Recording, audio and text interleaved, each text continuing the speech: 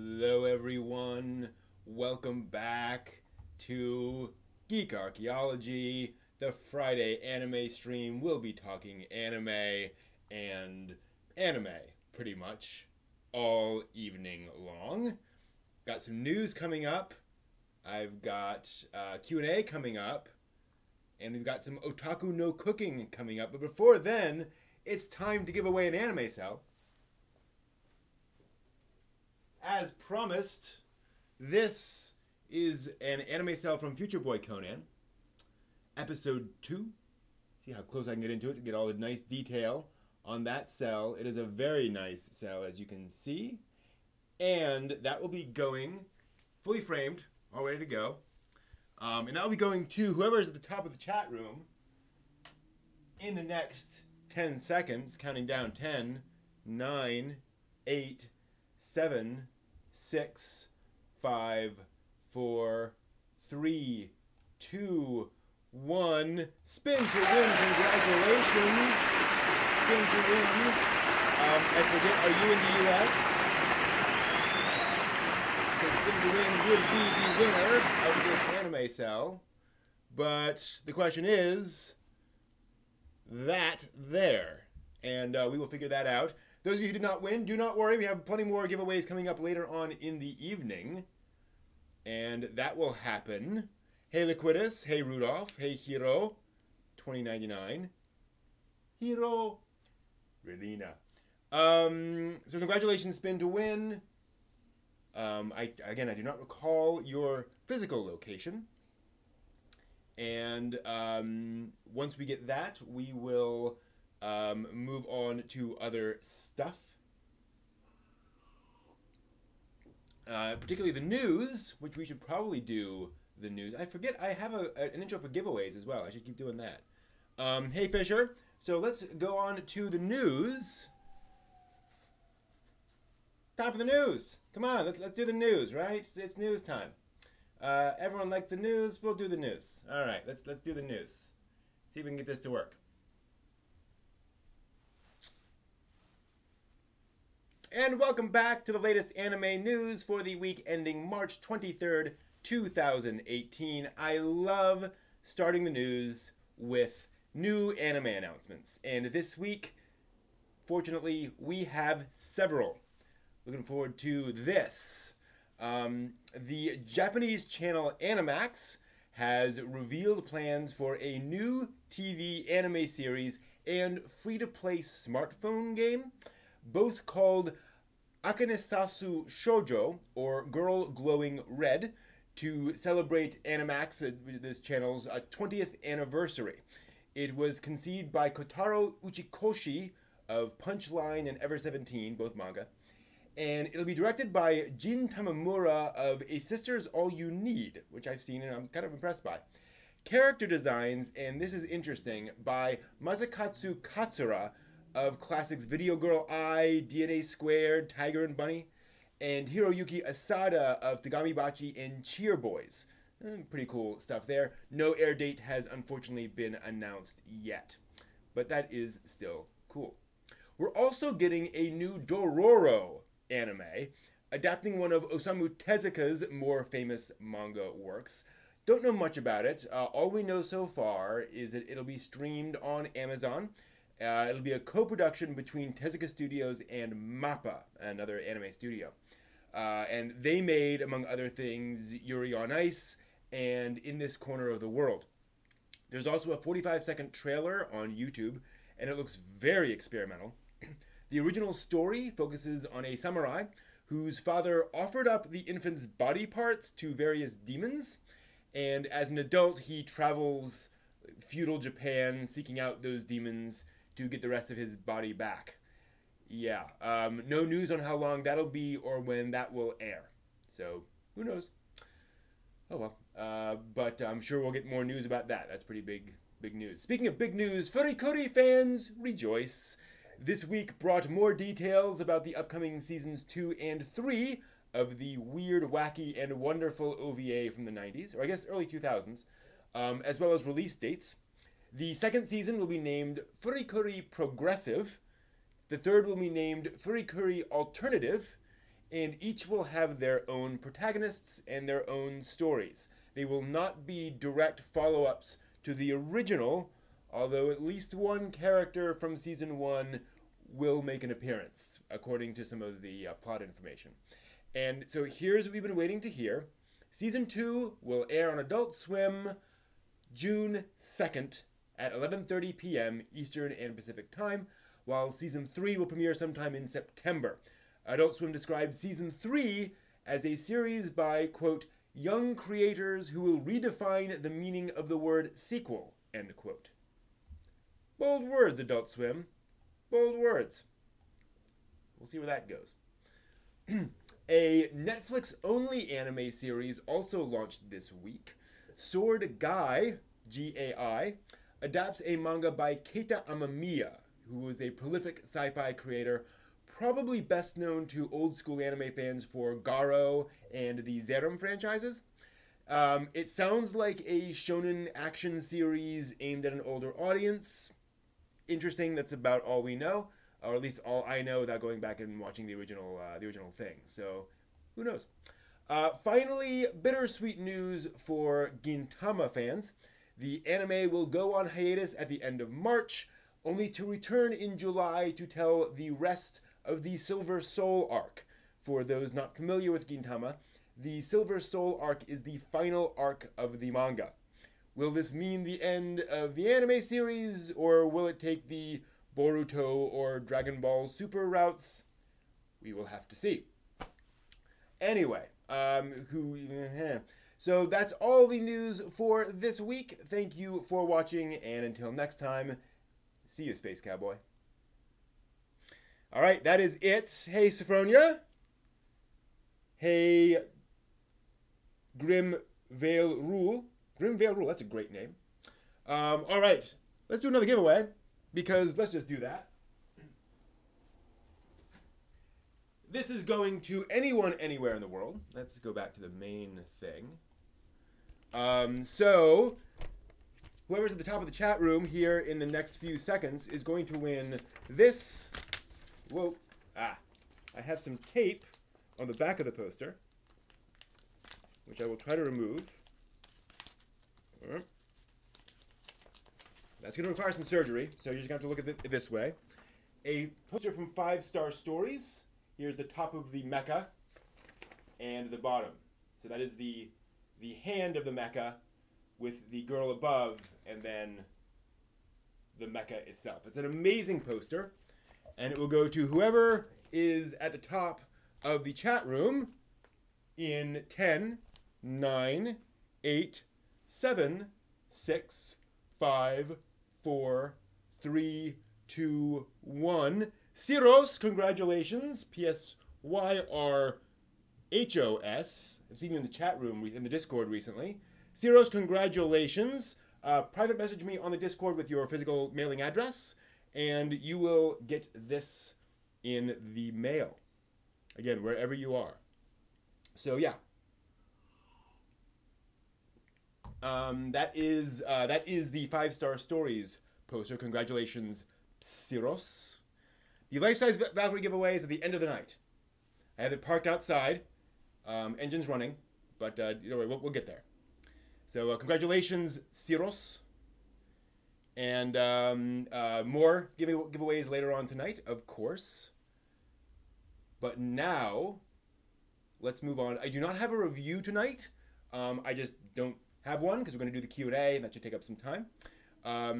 And also, I do not have a dramatic reading tonight. I went through and looked at what was being posted of the 20 years ago, and it was all pretty normal stuff. Folks were wondering what the end of Evangelion was going to be. There was this new anime about to air called Trigun. Folks are curious about, and they just announced this anime series called Cowboy Bebop. So hopefully that was going to be good. Who knows? But it was a pretty quiet week for the dramatic readings, unfortunately. But we will be doing the Great Debate, of course, as always, and Otaku no Cooking. So that will be coming up here fairly shortly. And so let's move on here to that. Yeah, that's not a thing. What kind of post were you looking out for, Brent? Anything ridiculous. Anything where somebody was, had an over-the-top opinion or perspective about something that was just really crazy. That's what I'm looking for. A rant, basically, is anything I'm looking for. But it was pretty quiet, pretty reasonable. Some folks frustrated by things, but nothing crazy had happened. The English language premiere of Princess Mononoke was coming up is coming up this summer 20 years ago, which is the first big budget Hayao Miyazaki theater release in America. A few of his films had come out here and there, basically on VHS or whatever. But this is the first big theater release of Mononoke. So I'm betting that is going to, that's going to be a big thing. So a spin to win. Remember, please give me your mailing address in the Discord. Private message me your mailing address in the Discord, so that will go to you. And I don't get somebody else claiming to be you. That would be bad. All right, so let's go on to the... should we do the Q&A next? Okay, that's fine. Spin to win. Let's do the great debate. Let's do that, and let's talk a little bit. Before we do that, actually, let me transition back. Little confession to make tonight. Princess Mononoke is 20 years old. A little more than 20 years old, actually. I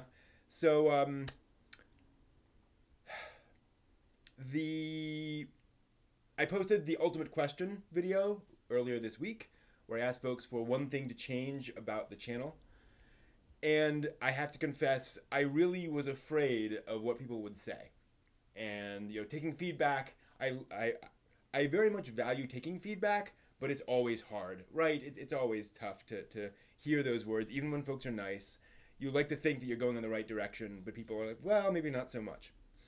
So I went back and I looked at what people were actually suggesting on the Ultimate Question.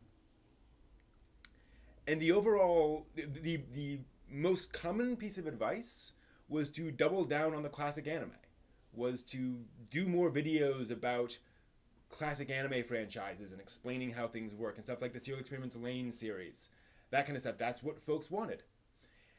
And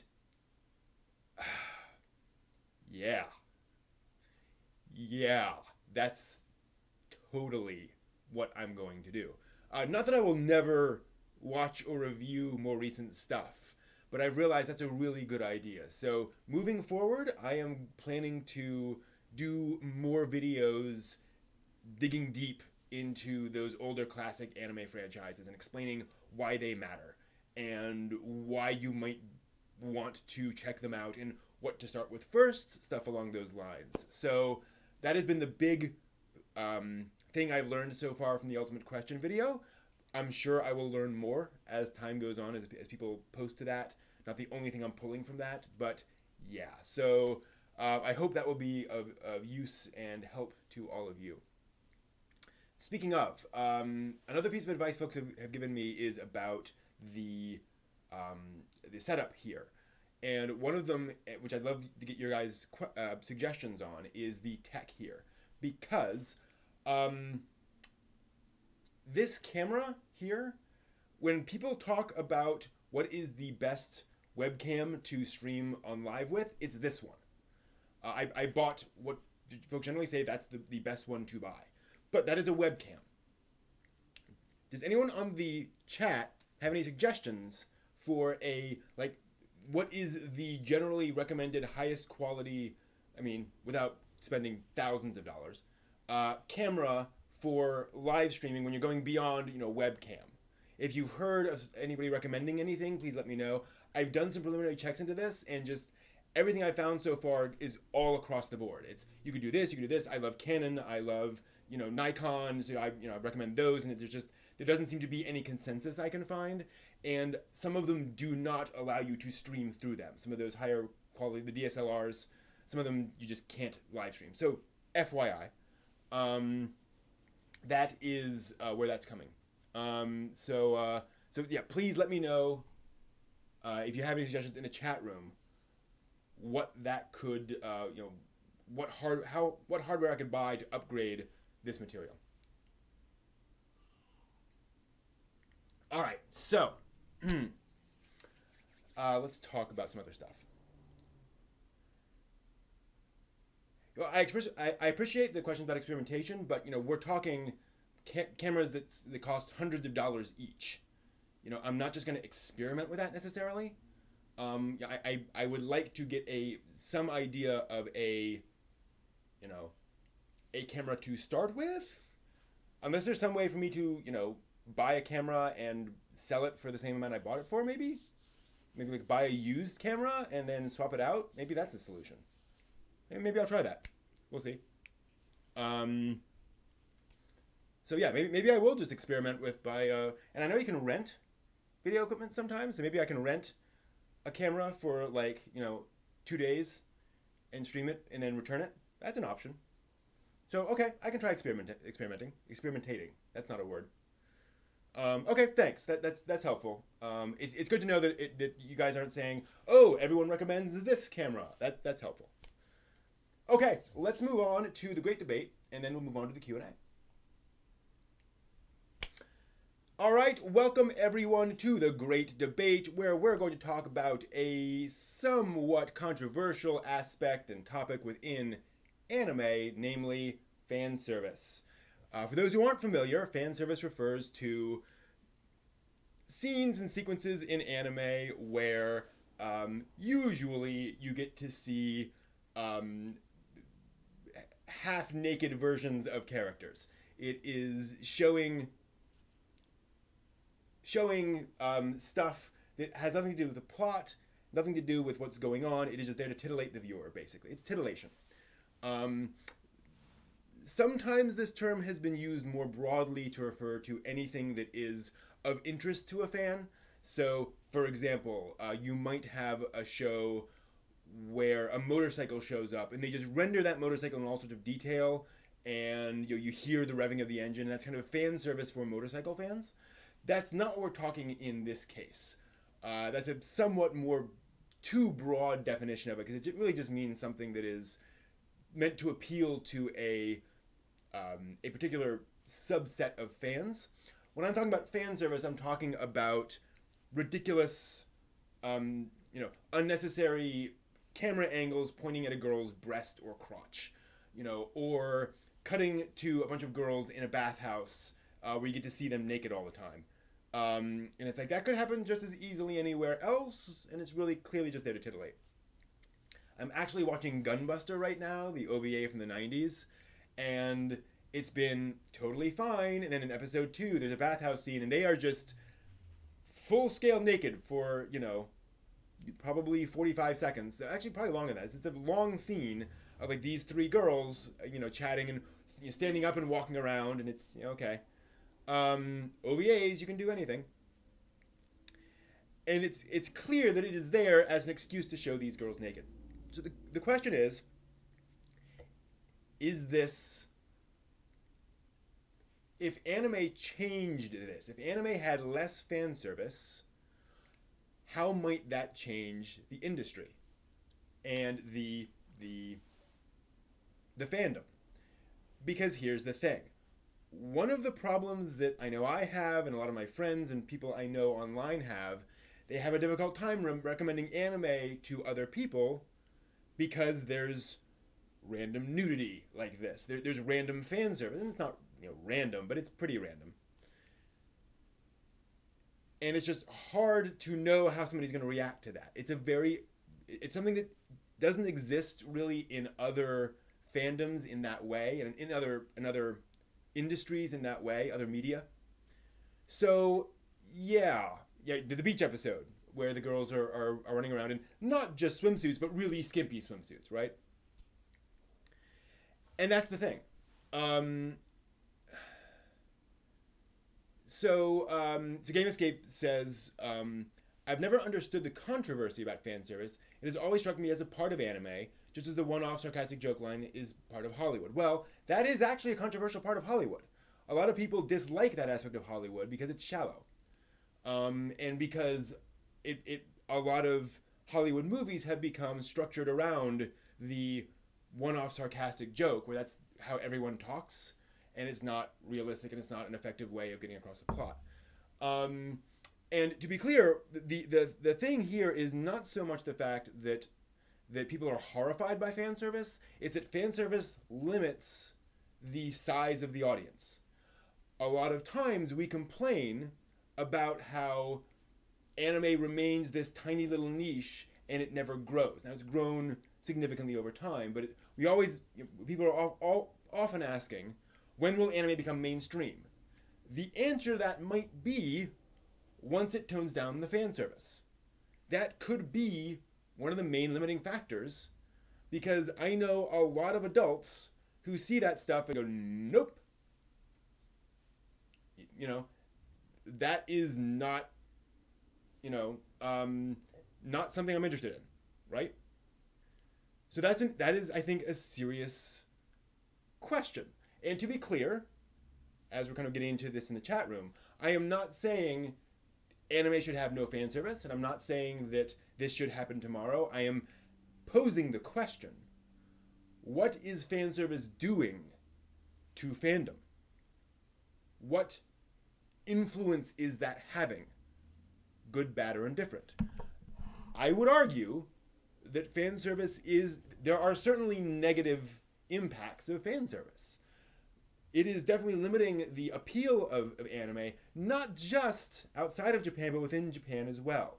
A lot of people anime has a rather poor reputation within Japan because of fan service. People think that all anime is just full of fan service, right? And that's the issue. The other point, which somebody made on the Discord this week when we were talking about this, is that fan service is also part of the economic strategy of these series. There's certainly no question that when staff are planning to make a show like A Sister's All You Need, we mentioned in the news, or some of these other fan servicey shows, they are putting the fan service in there because that's what a certain segment of their audience wants. That will grab eyeballs. And it's important to note that that is true, right? Sex sells. On the other hand, again, what impact is that having on the industry? Whether it sells, or the fact that it sells doesn't mean it's good. A great example of this would be Hollywood and the Hays Code. People don't realize, I've done a bit of research into this, so back in the late 20s, early 30s, I think, Hollywood adopted this thing called the Hays Code, which determined what a Hollywood studio would or would not put in their movies. So it was, you cannot show full frontal nudity, you can't have foul language, you can't have evil win at the end on a sort of fundamental total level, basic concepts of public decency, if you will. We look back on that and kind of roll our eyes. The reason for that is that the movies that were coming out just before the Hays Code was implemented were going pretty far. And they were showing that there was a lot of nudity and a lot of titillation and a lot of stuff that was ticking people off and it was upsetting people. Hollywood did not adopt the Hays Code just because they thought it was a good idea. It was because they were facing a major public backlash about this topic. So that is, an issue, is that there can come a point where titillation can impact your sales. Hollywood moved away from that level of titillation. They were moving in that direction in the 20s. And it's going away. It's actually funny if you go back and look at movies before the Hays Code, and there's a lot of pretty ecchi stuff in there, right? Let's see here. So Zero says more merch sells, more niche, but the niche spend more money. Maybe. So that's a subtle economic argument where some niches do spend more money, but that isn't necessarily in aggregate more money than you make to mainstream, where you're selling,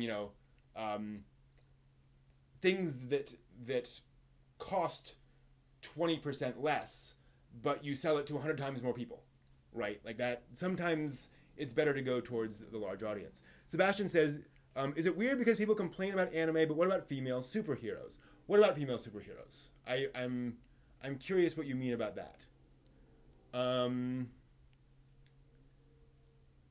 Liquidus says, when Game of Thrones or other live-action popular series does fan service, it's okay. It's not okay, though. People complain about the fan service in Game of Thrones. That is a major point of contention. A lot of feminists have spilled a lot of ink about Game of Thrones and the amount of, female abuse there is in that show. So are you talking about how female superheroes tend to be drawn with, skin-tight outfits, and, they'll often have like a square cut out right above their breasts and things like that? Is that what we're talking about there? Because that is certainly an example of Western fan service, and I would argue it's a great example of where a lot of Americans look at that and they don't read comics because of that, right? That is a bone of, and I mean, that is something that a lot of American comic book fans have been wrestling with over the past few years, is this question of why do we draw women this way? And there's a lot of stuff being done. Have you seen, what is it, the Hawkeye Chronicles? The Hawkeye thing, whatever, where they would draw Hawkeye in the same poses used for female superheroes. So he'd be doing, this and all these ridiculous poses, because that was kind of, something people were talking about, is that female superheroes are drawn in this titillating way, and I think it is controversial, right? So Daniel, that's a really interesting point, that you have anime with sex appeal where it is clearly a titillating show, like Cutie Honey, Agent Ayeka, where the titillation is part of the structure of the show, and they're kind of making fun of titillation, and that is core to the theme of the show. And then they do that with every other show. We'll do that in Sword Art Online, and we'll do that in Attack on Titan or whatever, right? Well, yes, male superheroes are almost always in skin-tight outfits, but they're not drawn the same way. The poses they are put in are not the same poses as female superheroes are put in. And the camera does not linger on their crotches the way it lingers on the crotches or the breasts of female superheroes, right? Well, so, Siros, you say the female form is better looking when in those poses. That is a male gaze point of view. That is precisely what the male gaze means. That men like looking at breasts, so we must, give in to that desire. I don't agree with that sort of logic. Whether or not, the female pose looks that way, that is not what comics are there for. A comic does not exist to showcase the female form. That is what, fine art is for. Or a comic about the female form, right? But when male superheroes are drawn in one way that does not emphasize their sexual characteristics, but female characters are constantly drawn in ways that reference their sexual characteristics, that's weird, right? That's not cool. And it's back to anime. The same thing happens in anime. It was Super Robot Wars did a hilarious thing in this, where they did a beach episode, and all the characters are wearing outfits, and like the guys are wearing, Speedos and or other, more or less skin tight outfits. Some of them are trunks, but they're sort of skin tight trunks and heavily muscled. And they basically did as much fan service for the male characters as for the female characters. A lot more female characters, so screen time was different. And like for the end credits, like final image, they would show one episode, the girls, and then one episode the guys, like drawn just as hot. And fans screamed and yelled about that. How dare you draw male characters looking sexy? That's not what I want to watch. Well, it should go both ways, right? Like if you're okay with female fan service, why is there a problem with male fan service? And that's kind of the point, is that, that is the issue. Let's see here. Yeah, Kill la Kill. Very, very much about exploiting the, the attractiveness of the female body. Um, well, I mean, so the argument that men and women are drawn the same getting back to that point, yes, female and male superheroes are both idealized in terms of their physical form. But if you flip through comic books and you watch how they are drawn and you watch where the camera is pointed at those characters, female characters is very different from the male characters. That's the problem. It's not their proportions. It is how they are drawn. Same thing with anime, right? Is that you can have female characters in skimpy outfits all the time, but you can put a guy in a Speedo and people freak out. That's why we call what we call a thing.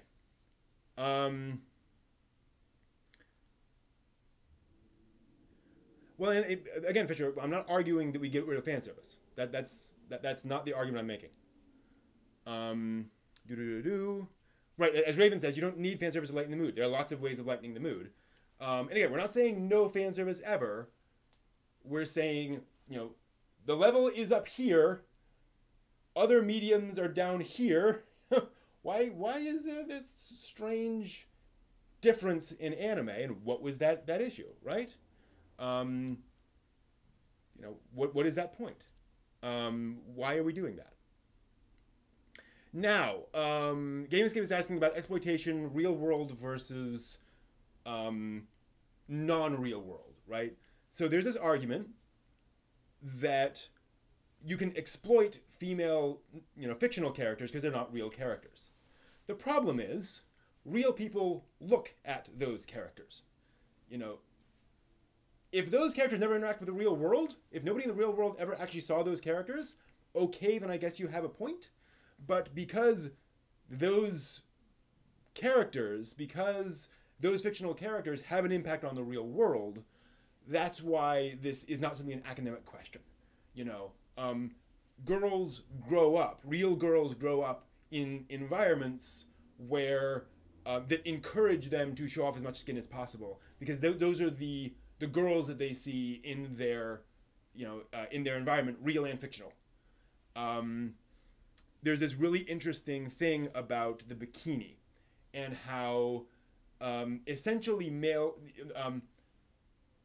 throughout the 20th century, women weren't really pushing the idea of wearing less and less clothing or less and less covering to the beach and to the pool.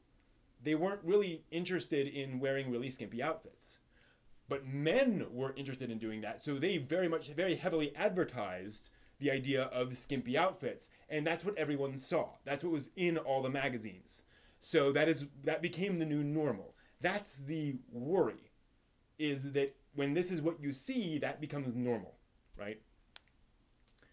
And here you bring up a really good point. One of the other issues with fan service is it often deals with mid to young teenage girls, right? And showing off adolescent girls' bodies. That is also something that is in effect, right? I totally agree, Game Escape, that focusing on female beauty is not in and of itself exploitative. This is not focusing on female beauty, right? There are many, many, many works of art that focus on female beauty and that don't look anything like anime fan service, right? We've all seen that, right? We've all seen the difference between that stuff.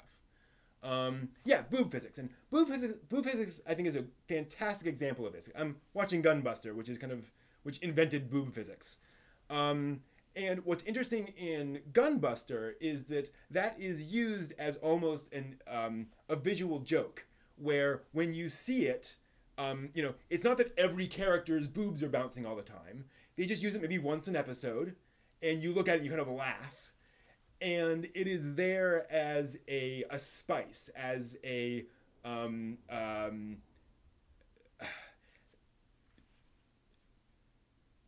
something that isn't in your face, if you will. And that's a big difference from how it's used in a lot of modern anime and in sort of traditional fan service, right?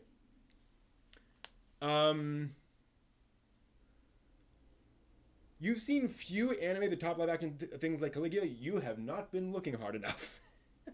I've seen lots of anime where Caligula is tame. You know, obviously pornographic anime, but that's certainly there. So boob physics are a great example where that can be really abused, or it can be an occasional, you know, light joke, if you will, about that stuff. You know, what I've seen so far of the boob physics in Gunbuster is, I would say, appropriate to the medium, where they're not drawing attention to the fact that characters have giant boobs. In fact, it is the character with sort of a modest breast that does the boob physics in this case. Okay, so Laquitus brings up a really good point. Culture. That, you know, are we arguing that about our cultural expectations versus Japan's? Because Japan apparently doesn't have a problem with that. There is certainly something to be said for that. On the other hand, again, we have a lot of evidence that Japanese media portrays this negatively. That, you know, there are news reports and discussion panels in Japan about how inappropriate fan service is, especially for, you know, mid to young teenage girls. So I think, again, there is something to saying that this is a cultural difference, but it's not entirely that. There's a little bit more to it. You know, that other culture is also not totally cool with it. And the other point about that, actually, which is really important, is the fact, the very different approach Japan has towards jokes and towards humor, where you can make fun of things that we would find very creepy. You know, there's this idea that you can have comedy about things that would really gross us out, and there are a few taboo topics in American comedy, even though we don't think that, but there are some, and Japanese comedy is more willing to go there, if you will, which is weird.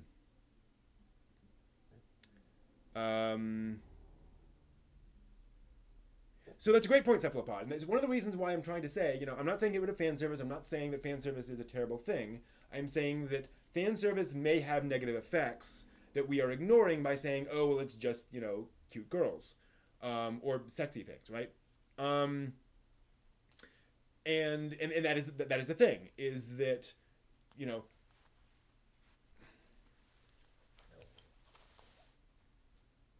straight guys finding naked girls sexy and wanting to watch more naked girls is totally natural and understandable. Nobody's saying there's anything wrong with that, right? I totally understand. Yeah, incestuous romance is something that apparently they make jokes about in Japan, and that seems to be fine.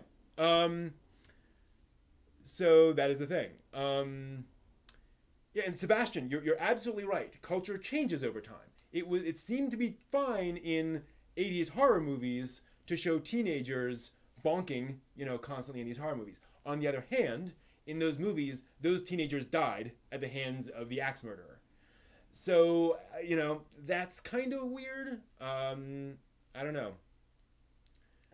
Would you say that Elfen Lied has fan service, or is nudity necessary? I have not seen Elfen Lied. I've just seen AMVs and trailers and clips. But from what I've seen, yes, that is fan service. They do not need to be nude for those sequences. That is shock value, right? That is titillation. You know, you can, you know, plot-wise, you can say, okay, well, they were locked away, and, you know, they wouldn't necessarily have had clothes or whatever, but you could absolutely put a lab coat on them, right? Or, you know, not a lab coat, but like an outfit, whatever. That's kind of, you know, you kind of wonder, well, do they really have to be naked? Like, even in that context, it seems kind of weird. See here.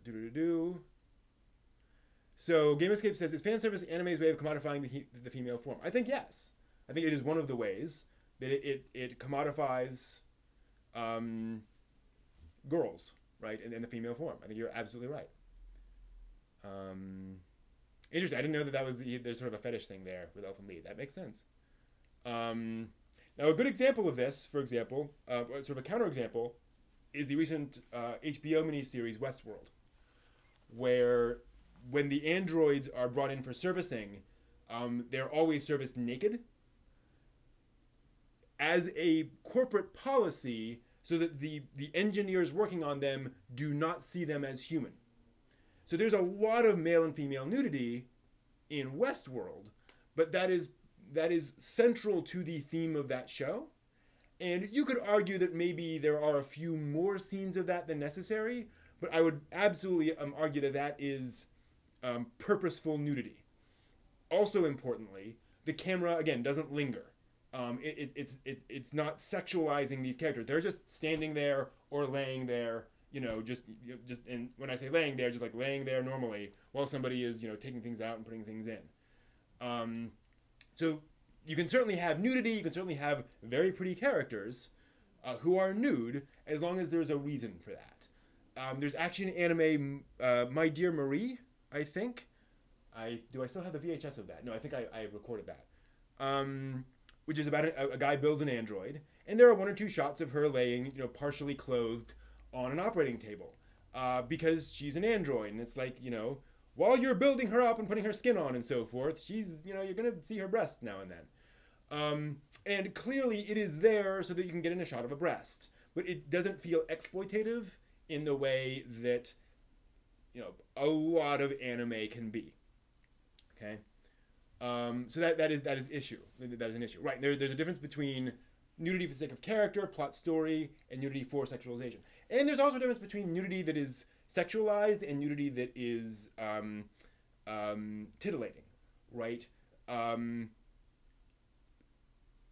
of the things I want to make clear here is that you can absolutely have sexuality and nudity dealing with sexuality in a series without being titillating. Without it being fan service, in that sense, where yes, pretty girl, yes, nude, yes, maybe arousing, but it is part of the story that is happening, right? And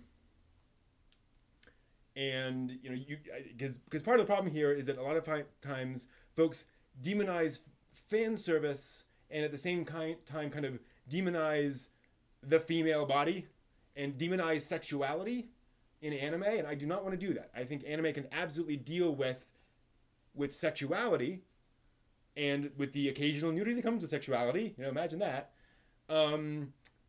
without fan service in the way we're talking about it, right? Without just ridiculous stuff.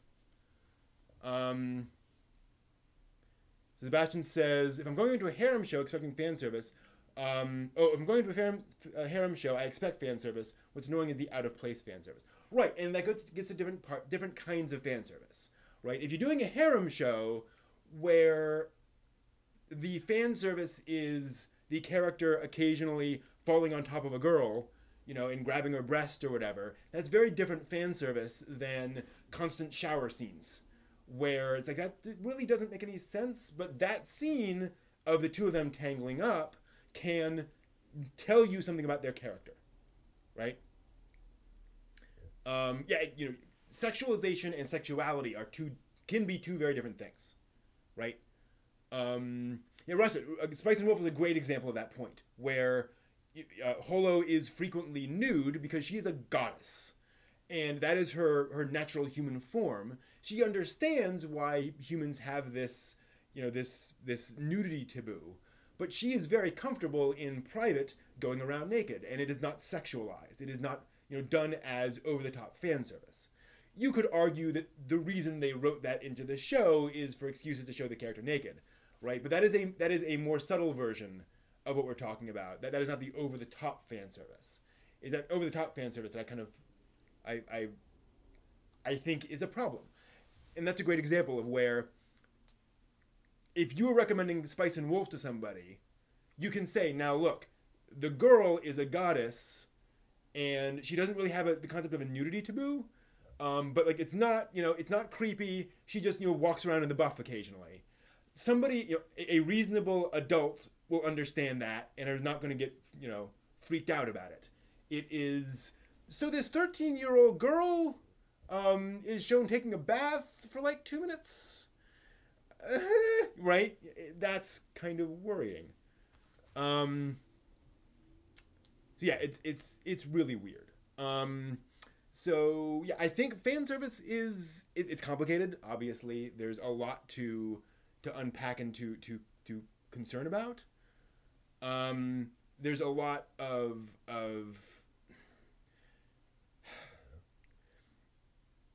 like so many things. This gets down to feelings, to emotions, to subjective things, right?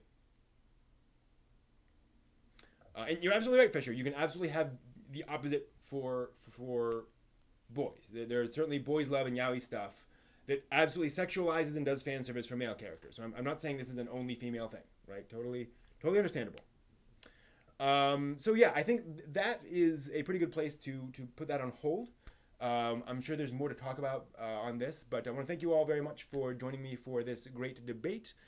This has been very helpful for me, at least, and hopefully helpful for you to unpack some ideas here. Again, disclaimers. I think this is a video that's going to need disclaimers, and I'm sure I'm going to get some comments from people who are, oh, how dare you? I am not saying that fan service should be killed.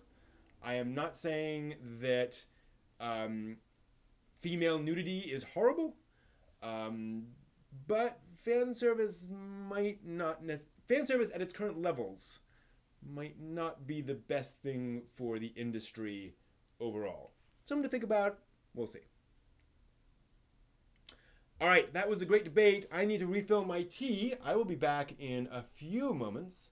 Let us go ahead and I will give you a little bit more of the history of anime for a few minutes. Then we'll be back with Q&A. So I will answer your questions about anime, its history, about shows I've watched, things I like, and please fill the chat room with questions for me. I will try to answer every single one of them. I do have a question I know on Discord. I think Fisher, you posted a question on Discord for me a couple days ago. I will certainly get to that. And let me know in the chat room anything you want to ask me.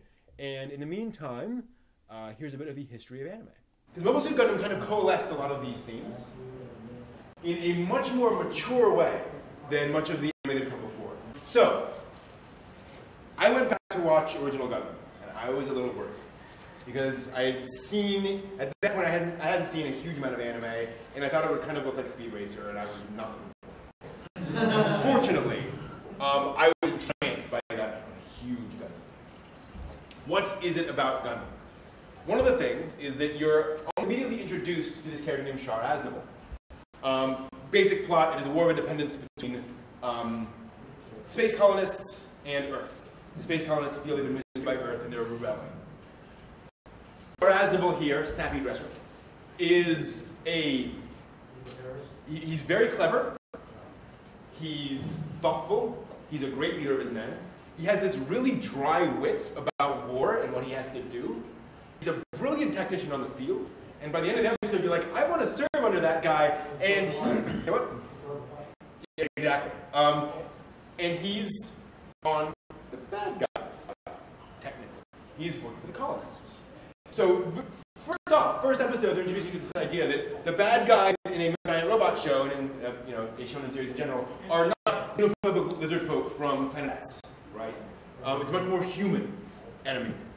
Also, Gundam was much more realistic to approach giant robots.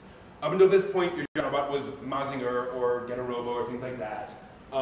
In Gundam, your giant robots are giant machines like tanks or fighter jets built by military-industrial complex. Right? They're not special in that sense. They're hugely expensive and they're powerful, but they are treated like regular technology.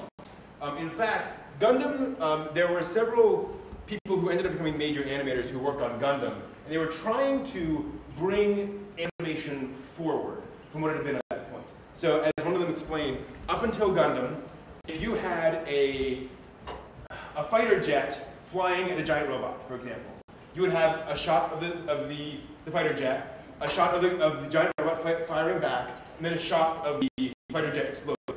What Gundam introduced is you see those two shots, and then you see them both in the same shot as it was being destroyed. The idea of dynamic camera angles was essentially new to anime at that point. It had been done, but nobody was thinking in terms of moving the camera during a shot. And by the time we got to the end of Gundam, we started seeing those things in Gundam. That said, Gundam is not the anime to watch for superlative action animation. The original series is still very much in those early days. It also importantly featured, quite simply, a lot of different philosophies on war and on what was going on. Pretty much every character has their own perspective on why they're fighting or why somebody should fight, and they usually tell you that while they're fighting each other in giant robots. Yes? Gundam was basically the first series to ever introduce sort of the concept of humanity in all the characters, where there was no true good and evil. Everybody had their own motivations to do things. Yes, exactly. And you could argue that, say, shoujo had done that up to that point before, because you definitely had shoujo series that were doing that, but Gundam kind of brought this to the fore. It brought this to the mainstream, if you will. It was this growing up, so I call it adolescence. It is very much anime starting to grapple with more serious themes that are unsolvable, fundamentally. This is anime wearing a shaved t-shirt. Yeah, exactly, yeah. Oh boy. So yes, you also get things like the bright slap. So the bright slap is a moment when the main character, Amuro, probably autistic, by the way, he falls into a giant robot. He fights because he has to. Yes.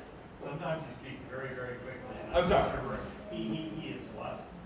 Probably autistic.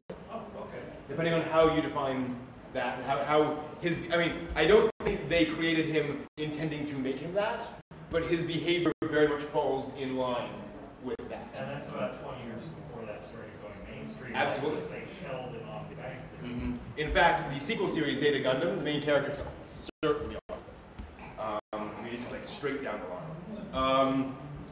And again, it's interesting to have a character who is not your typical shonen hero. I mean, this is any Digimon fans in here by any chance? Hey, excellent. So in season 3, they had this problem with Digimon because the writer decided to create a main character who was not your typical shonen protagonist, like still a good boy, but wasn't going to like run in where angels fear to tread. And the writers didn't know how to do that in a shonen series for boys. He felt weak because he wouldn't just run towards danger as soon as it happened. Think Ash, right?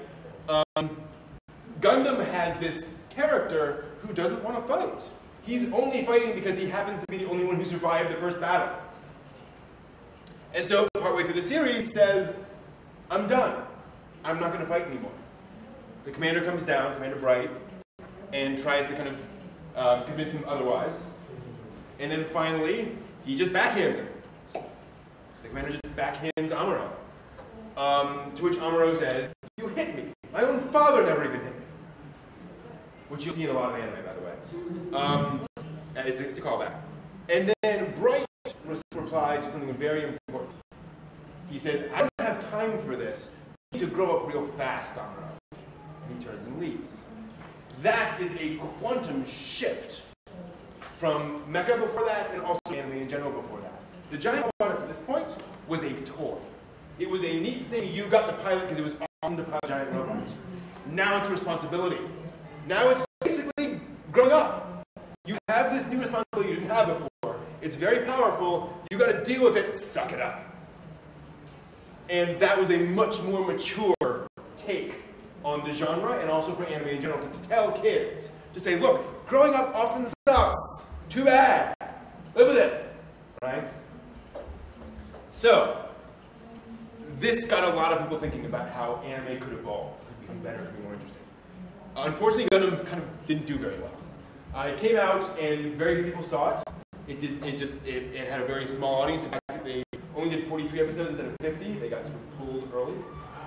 Fortunately, Gundam was part of a project with the toy company that was sponsoring it to try to create a new kind of mecha series. The idea was, it's hard to monetize a super robot show because you're only going to sell the hero mecha. You're not going to sell the monster of the week, basically. With Gundam, you have this war story with lots of different models of giant robots, lots of mechas and mobile suits. So now all of those have the potential of selling, especially if the characters piloting them are awesome people, right? Exactly. So Gunpla became a thing. Bandai happened to be bringing out, not only that, their the toys they were bringing out happened to be relatively inexpensive and very high quality. And so those sold very well. It sold really well. And because it's a war story, if you want to show a moment in that war story, you have to buy 5 mecha or 10 mecha, right? Not just hero versus enemy. So yeah, this just made bank. It made, yeah, but you get my idea. So I compiled a list of, this was so popular they did a compilation movies and a sequel, another sequel, and just built from there. I compiled a list of every official Gundam anime and manga title up to this point. Oh my God. Yeah, that is not novels, much less doujinshi, just anime and manga titles, official ones. So it's done pretty darn well for itself. We're not talking science fiction, we're not talking about manga, we're not talking about... We are talking about manga, but just anime and manga, not anything else. So yeah, it's nuts. And yes, Blood Orphans is on there. So, this became the pattern. Everyone's like, okay, copy that, you know, do that more.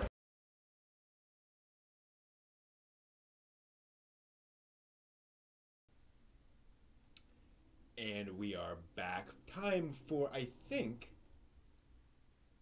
do you hear that? I think I hear something. It seems to me like just maybe it's time for another giveaway. Let's do a giveaway, everybody. Why not? And let's give away something to somebody in the chat room. Let's go with, yeah, a Space Battleship Yamato model kit. Very pretty. Just to prove it. It has been like somebody started assembling the model, but I verified that all the pieces are here. They just like unclipped 2 things and then abandoned it. So all the stuff is here, all ready to go. This Space Battleship Yamato model kit, and again to be clear, this is a classic Space Battleship Yamato model kit, meaning it came out. Let's see if it says on here. If it has a year. But this is from like the 70s or 80s, I think. Bandai made in Japan. Copyright. I don't see a year on here. But, might be the year 2000, actually. I see a 2000. Oh, no, 1980. I take that back. Where is it? Bandai 1980. Made in Japan. So, yeah. This is a very, very classic model kit you can have for your very own. This will go to whoever's at the top of the chat in 10, 9, 8, 7, 6, 5, 4, 3, 2, 1. Elnev, or Inev, I can't tell from the font. Congratulations. You win the Yamato model kit. If you can jump onto the Discord, and let me just give you the Discord URL here. Congratulations. So if you just hop on the Discord here and private message me with your mailing address, I will ship that out. You can also email me. Let me see if we have... Yeah, it doesn't work very well. We'll try over here. That'll work. You can also email me right there if you'd like. I trust you in the chat room. You guys aren't going to do anything nasty there, right? And claim something unpleasant.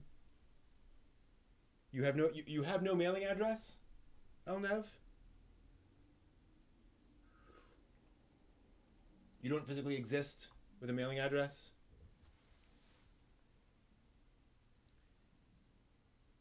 All right, in that case, we will go with whoever's at the top of the chat room right now. It's Inev. Okay, sorry about that. Apologies. Inev. Alrighty.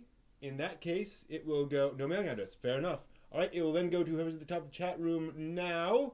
Reveal that. That is going to be Liquidus. Congratulations, Liquidus. No problem. Inev. No worries. I appreciate you saying that and not getting confused. It can go to somebody else. So Liquidus, congratulations. You get the box. I don't think... Do I have your mailing address? If not, Discord. PM it to me on Discord, and we will get that going to you. And you will get that. Congratulations. Oh, we gotta do it. We gotta do it. Congratulations. All right. Well done. So, Q&A. Does anyone have any questions for me? Because in the Discord, Fisher did indeed ask me a question. And his question was, how come we never got a sequel to Kung Pao Enter the Fist? And unfortunately, I have no answer to that question. Because I think it's just because Hollywood is mean and doesn't give you what you want. Also asked about real life experiences being portrayed in anime, but I think that is more of a topic for the Great Debate. So we will save that for the Great Debate. My question is whether you guys have any questions for me. I don't recall any anime, speaking personally, where it really felt like the experiences were all that personal to the author or to the creators. Obviously, you always bring some of yourself and your own experiences to something.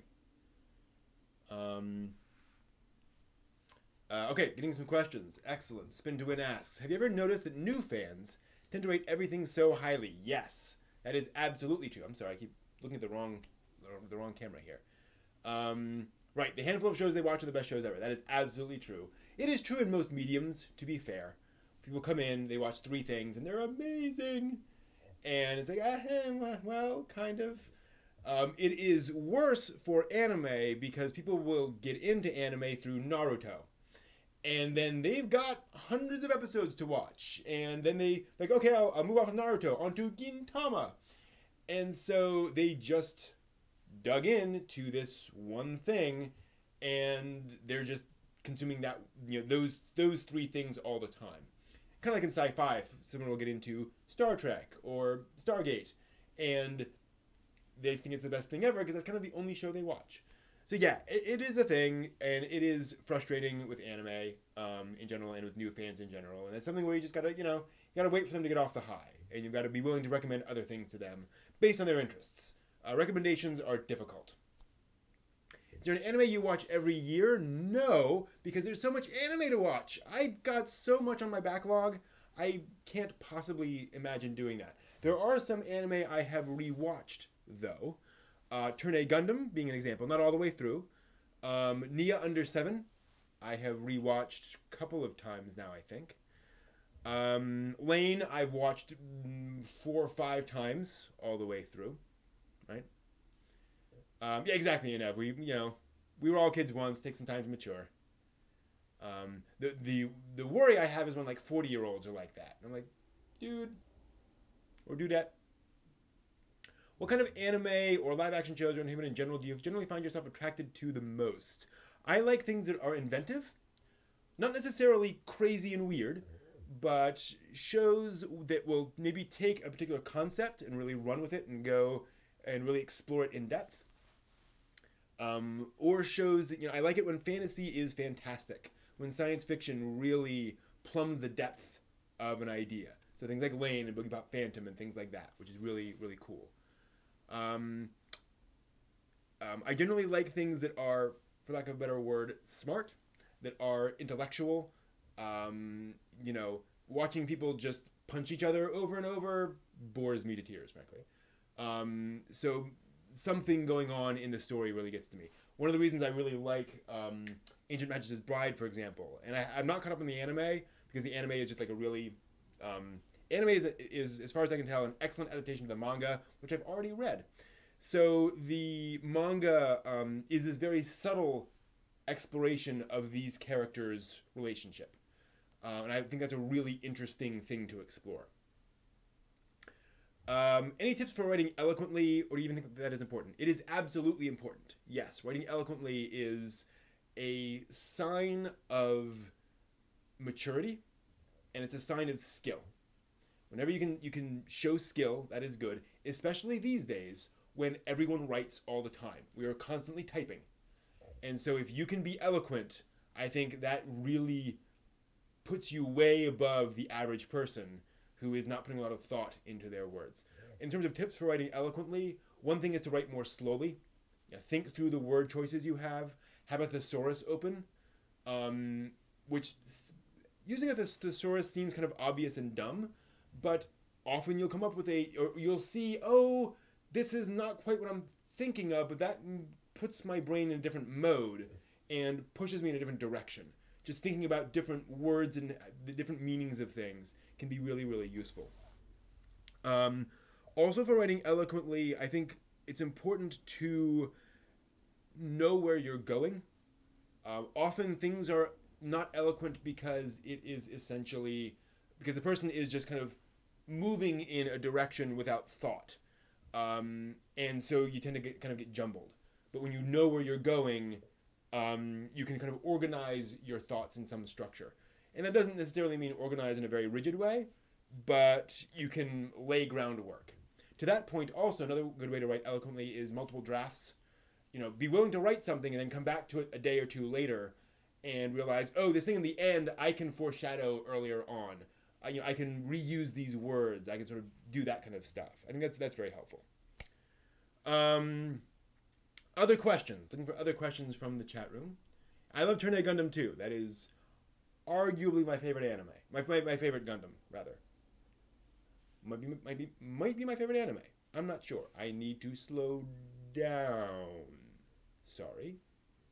I play video games. Russet says yes. Do you tend to lean more towards games that are similar to anime? What do you think about visual novels?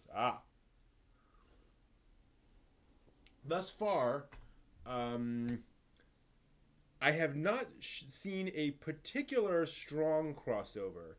Or more accurately, I love the anime visual aesthetic. I like how anime looks in general.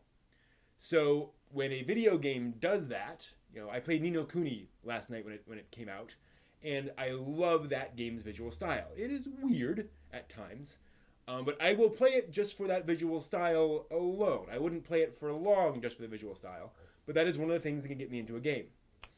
So that is part of it, but in general, I don't necessarily go, oh, it looks like anime, so I must play it. The things that I lean towards tends to be games that are... It's hard for me to say at this point, actually. Certainly... No, it's really hard. I love Monster Hunter World because there's a lot of depth to the tactics of how you approach those hunts. You can do them in a lot of different ways, and I really value that idea. And they also set it up so that strategies which may work for 3 or 4 monsters will utterly fail against another one, and you really got to think something completely differently, so you can't get into a rut. I love that. But I also I don't particularly like games that are hard just to be hard. I tried playing Cluster Truck, and it was just annoyingly hard. That just doesn't really, get to me too much. I find visual novels really interesting, but I have not yet managed to rewire my brain into remembering that a visual novel is a novel first. It is essentially a story you are reading and experiencing with art. It's not really a game. It is technically a game because you do make a choice that matters, or a couple of choices that matter, but it's really a literary experience more than it's a game fun experience. So that's kind of where I'm going. Absolutely, my gamer ID on PSN is Brent Newhall. Easy. Let's see here. In the Ancient Magus Bride novel, Cartophilus is is a main plot. I think so. Yes. I believe so. I'm forgetting who that person is, to be honest. Let's see here. What is your opinion on animated works that use CG to provide ease to the animators when a lot is going on in the frame? Interesting. Works that use CG to provide ease to the animators when a lot is going on in the frame. I'm all for things that make it easier for animators, as long as that is in service of the art. right? If you're trying to make something that is visually complex easier for the viewer to parse while maintaining that complexity, all for that. When it is making the animator's job easier so they can just churn out more minutes of animation, that's not something that excites me too much, right? So it's all has to be in service of the work and doing that. I find you to be very knowledgeable and open-minded. Thank you very much. Were you always this way, or did you take steps to make this transition? I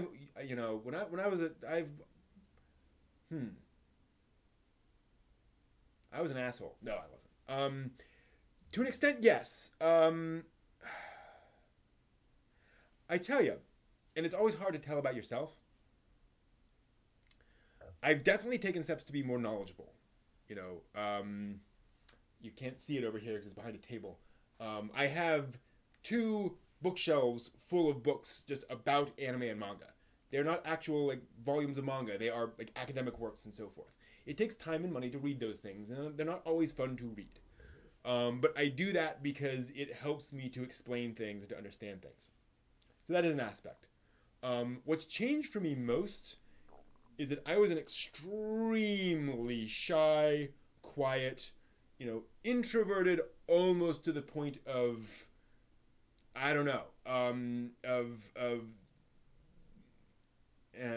not quite clinical, but I was definitely the quiet kid in class. I was the shy kid.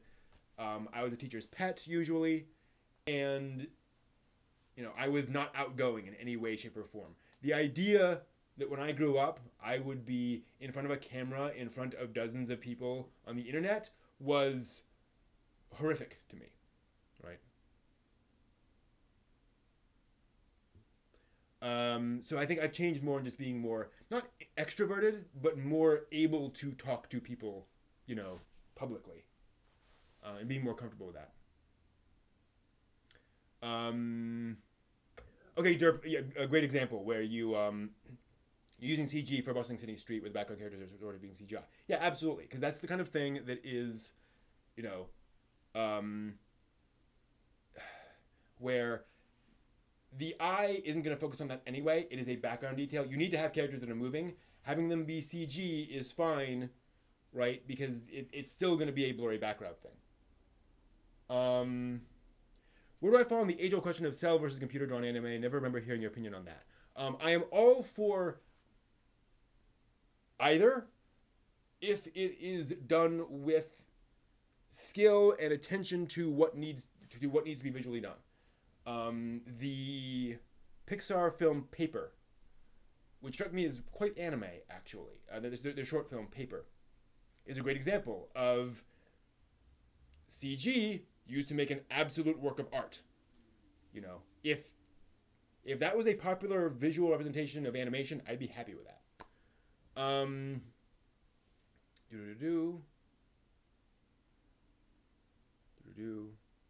Have I seen Megazone 23 and Macross 2 Lovers Again? Not Megazone 23. I have not. I watched 2 episodes of Macross 2 and could not stand it anymore. Macross 2 was just a travesty. It was just so... Macross 2 was clearly people saying, hey, here's a successful thing. Let us copy the attributes, but put no thought into anything else. And so it was just, Hollywood cheesy blockbuster Macross. And the characters were just paper thin. Macross 2 was one of the few anime where I deliberately just stopped watching because it was just so poorly done. And there are things in Macross 2 you can enjoy. And I'm not saying that Macross 2 is unwatchable by any stretch, but it was just like the difference between Macross and Macross 2 is just so huge. I was like, oh my gosh. Shocking. Let's see here. I disagree, Matt H., with CGI being a bad thing. It does not only help produce subpar animation. You can absolutely do high-quality animation in CG. CG is just a tool. Can I share what I do for a living? Absolutely. I work for a small company that does loans. We basically bring in we have a site where folks can sign up and put in their information to get a loan, and we're talking, small loan, a couple $1,000s in general, and we match them with various partners who are not scumbags, because getting those little personal loans for a vacation or to pay for an unexpected expense, whatever, there are a lot of just scumbags in the industry. So we basically will match that and sort of send you out to various lenders who won't ding your credit score and all that kind of stuff, and do that. And I'm one of the developers there. Again, it's a small company of half a dozen people, and I work on that. We have some other projects in the burner, but that's kind of our main thing. We're doing work on a financial coach website as well. So that is that. I should say the job does have very easy hours. We do not work 50, 60 hours a week, and we work from home a lot. So that is certainly an advantage for me, where I do have a fair amount of time for stuff. Russet asks, any advice for finding time for everything? My deal with that is I have to, actually, honestly, live streaming. By live streaming a show, I wanted to draw. I wanted to learn to draw. And I would do it once or twice and then never find the time for it. Once I actually scheduled 2 hours a day when I would actually tell people I am going live on the internet to show you how I draw, I started doing it every week. And I've been improving. So that has been, that public accountability has been really helpful for me. Also, it is eliminating distractions. I do not own any television. I've owned no television for a decade or more. Not because I think all TV is bad, but because if I had a TV in the house, I would come home and I'd flip it on and I'd check out some things, and before I knew it, it was midnight. So I don't have that. I have a projector for my video games and anime and such, but nothing with an actual cable or broadcasting or anything like that.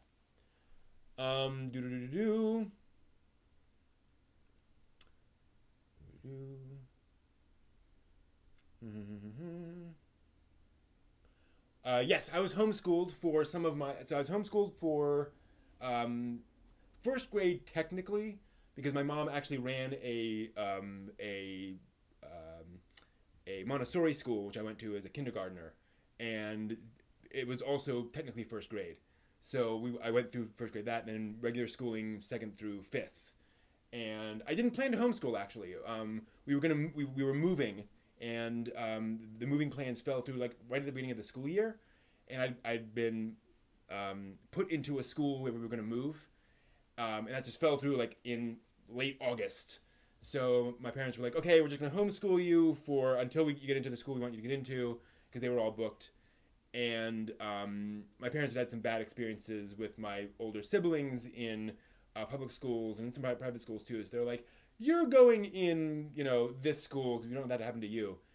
And homeschooling worked out really well for me. I took to that like a duck to water, and it really worked very well. So yes, I was homeschooled. CG has its place, and you can do. Again, if you think CG is only bad, watch Land of the Lustrous. That is the counterexample. Inev, that's a great point. Inev says, I always choose bad animes to watch and end up regretting it. Animes on the back burner for me. I've been there, man. I have had times where I'm just like, everything I watch turns out to be, the wrong thing for me, and I burn out for a while. That is a totally natural phenomenon. Don't feel bad about it. It is normal. Would I classify myself as an anime historian? That's a tough question. I've been hanging out on the subreddit Ask Historians, and they are very nice, but they're particular about the fact that historian is a very specific job. And so I hesitate to call myself a historian, just because I have no degree in history. Not that there are a lot of degrees in anime history to obtain, but that's difficult. That's difficult to sort of classify. I would say I am certainly an anime researcher. I am increasingly comfortable calling myself an anime expert, although that's a tough word to nail down. It depends. It depends on where I am. Privately, personally, yes, I consider myself an anime historian, in that is something I look up and read and have more knowledge about than the average anime fan. But in public, it's tough. Have any hobbies or interests that we do not know about? Robbing banks. I really like to rob banks in the weekends. That's fun. Let's see here. Pulling out my toenails. Do that a lot. Just to know I'm alive. That's fun. Let's see. Other hobbies. You probably know about D&D. I run D&D. I have a couple different D&D groups. Other hobbies. I'm looking around the house to think. Cooking. Used to be into gardening, but I don't have a garden anymore. That doesn't work. Other hobbies. I like to write. I've written some fantasy novels. None of them publishable yet. But one of these days, hopefully. What other hobbies do I have you might not know about? I can't think of any. There's probably one or two that I can't, I mean, 3D printing, maybe? You guys may know about my 3D printing obsession, but some of you may not. So just to be clear, 3D printer. 3D printer. 3D printer. 3D printer. See if we can get this over here. And that is 3 3D printers. So yes, I kind of like that a lot. I do a lot of 3D printing.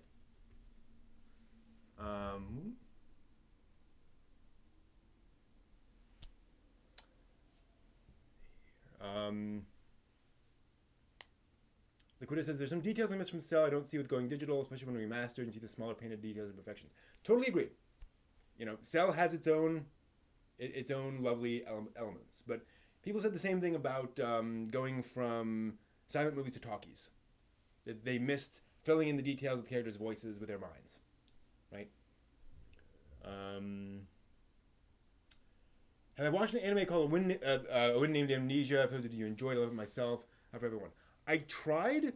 I have it sitting in my collection. I started watching it and I was in the wrong mood for that movie. It took so slow to start that I am bored and I clicked off. And so one of these days I'll go back and watch it. I could tell that was just my life at the moment at that time. So one of these days it was just unfortunate timing. How fast do I drop shows? I have been known to drop shows within 15 minutes. Depends on the show. Depends on the content. And how good or weird it is. Let's see here. When did I get into anime and video games, and why did you become so interested in them? So I was into video games before anime. I loved video games growing up, kid and teenager. I was big into PC gaming as a teenager, mostly adventure games and things like that.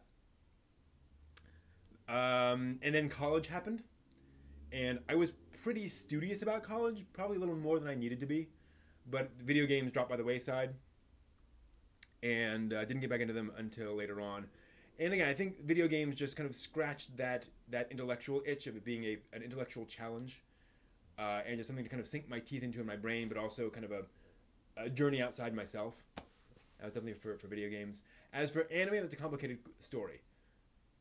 My favorite cartoon as a kid growing up was Voltron, Defender of the Universe. Voltron, Defender of the Universe. Oh, I love that show. I can quote that show, large sections of some of those episodes of that show. But I didn't know it was anime. It was just a cartoon. Then, after that, during my teen years, the Sci-Fi Channel showed their festivals of anime, where they would show anime movies and OVAs in the summer for a week. And I saw some neat stuff there. And that's when I kind of knew what anime was and learned what anime was as a medium. And that's when I was like, okay, I want to delve into this thing now.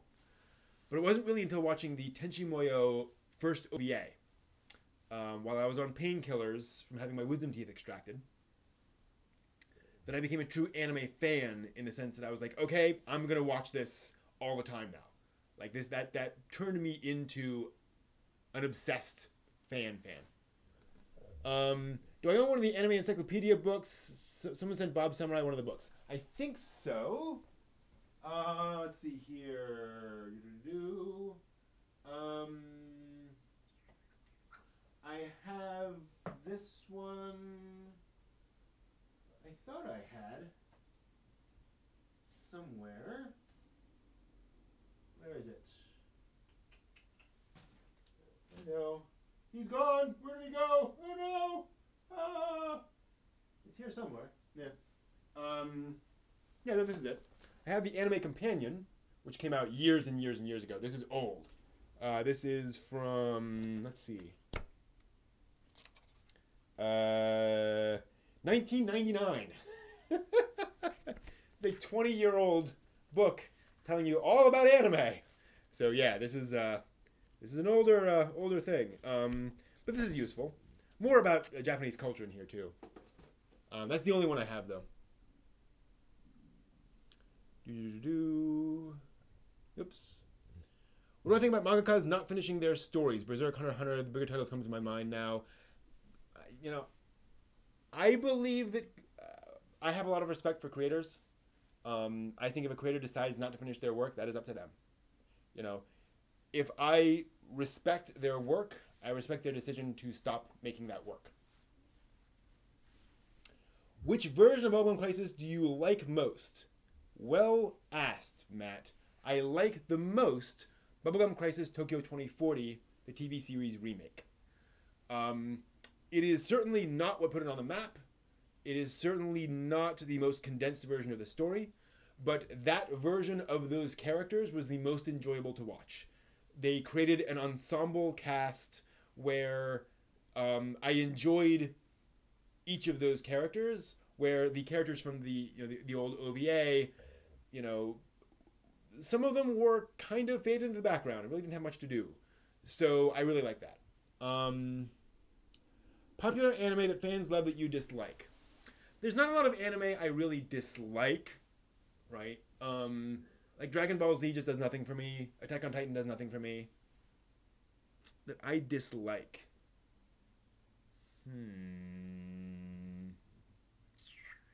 Can't think of one off the top of my head that I really strongly dislike. I mean, maybe Dragon Ball. I think Dragon Ball is just people punching each other. And I know there's a little bit more to it than that. But I cannot, I can watch Dragon Ball ironically, but I just do not get the appeal to that.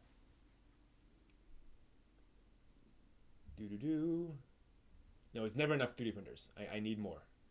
Totally. Have I watched Overlord or Yojo Senki? I watched the first episode of Overlord, thought it was interesting, but didn't really follow up. Didn't seem like my kind of show. Somebody asked, I think I skipped the question. Yeah, Shy Nerd Girl, you asked, would you collaborate with... Would you collaborate with any other YouTubers? If so, who? I would, but there came a time when anime YouTubers got very shallow. And I was looking around for people who were reviewing and talking about anime on YouTube, and it was just kind of this desert of people who were just saying, Naruto's the greatest anime ever made. Kind of what we were talking about before, where there just wasn't a lot of depth to it. So there weren't really any other YouTubers that I was interested in collaborating with. That may have changed, but I just haven't kept up with YouTube. So I would totally do that. It just hasn't really been a priority for me yet.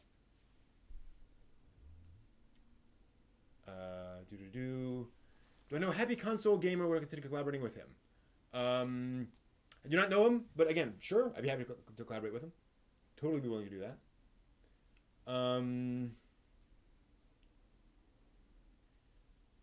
Sci-Fi Channel, I saw that Cinemax has an Animax now. Saw the Red Turtle and Redline on it a few days ago. Awesome. Would you say the kind of media you consume in regards to entertainment has changed over time? Yes, in the sense that, so essentially has my tastes in media changed? Because obviously media changes over time.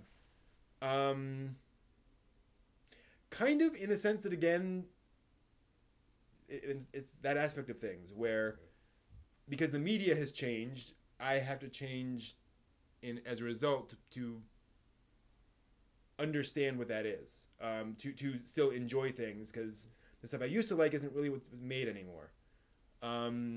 Certainly, I would say I would like to do. I mean, when I got into anime, I was more into wild sci-fi, Tenchi Muyo and things. But there's not that much any of that anymore. And also, like, I wasn't really into screwball comedies, but I developed a taste for those after a few years. So you go there. I don't hate Sword Art Online because I have not seen any of it. It looked like a harem remake of Dot Hack Sign. To be dismissive. Whatever. Let's see here. But yeah, I think my tastes have shifted over time, but they've been fairly similar, reasonably similar. 3 encyclopedia books with Astro Boy on the cover. Okay. I mean, I have some that are like a history of manga. I've got. Let's see.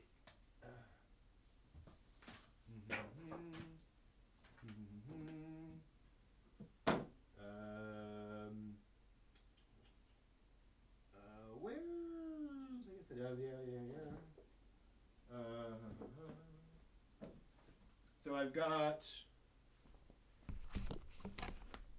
Complete Guide to Manga. I've got Manga 60 Years of Japanese Comics. I've got Anime from Akira to Princess Mononoke.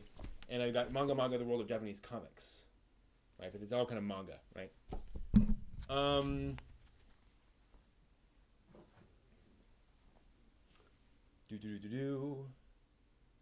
Has someone ever said I take anime too seriously? Probably. I've gotten some really nasty YouTube comments at times, but I don't really pay attention to that stuff. I'll let it go.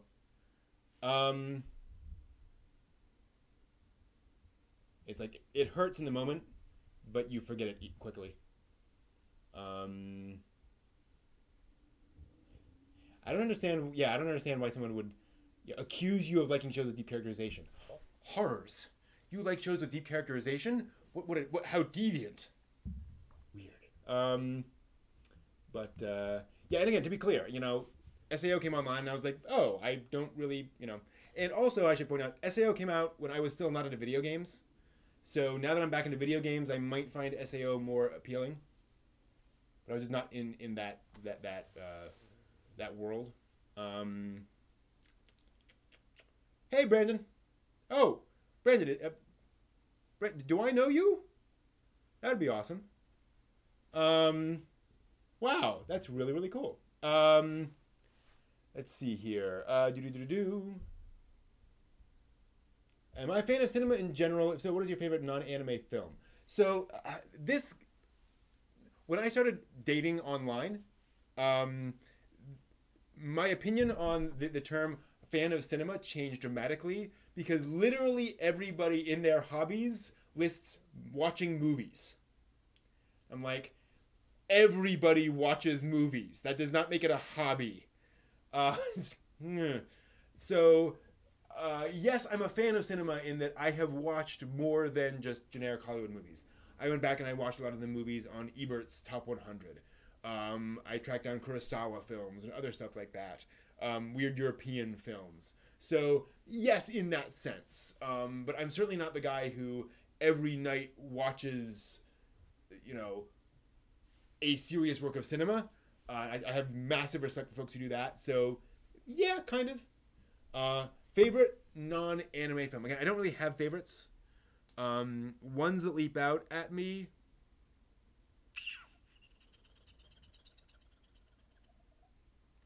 Seven Samurai is really high up there.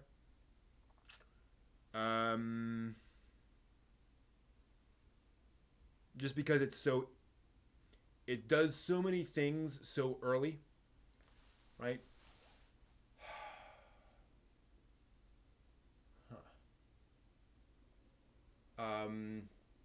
I can rewatch the Arnold Schwarzenegger Conan the Barbarian movie over and over and over again because that so perfectly does what it sets out to do. You know, it is. There are certainly problems with it if you want to dive that so deep into it, but it is just this coalescing of all of these different aspects. Let's think what else. Gosh, so many things.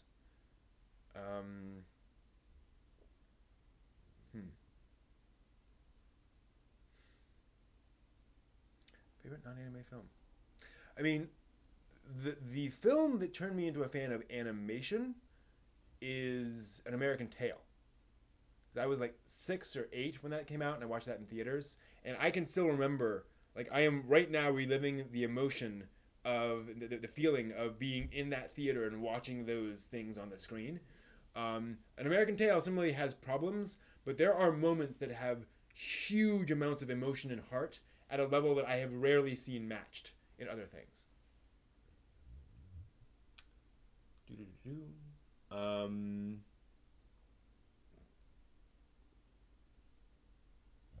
That is awesome, Brandon. Good to see you. Wow, that is really cool. Fight Club. Ooh, Fight Club's up there. Thank you, Brandon. Yeah, Fight Club is definitely. Yeah, that might be up there.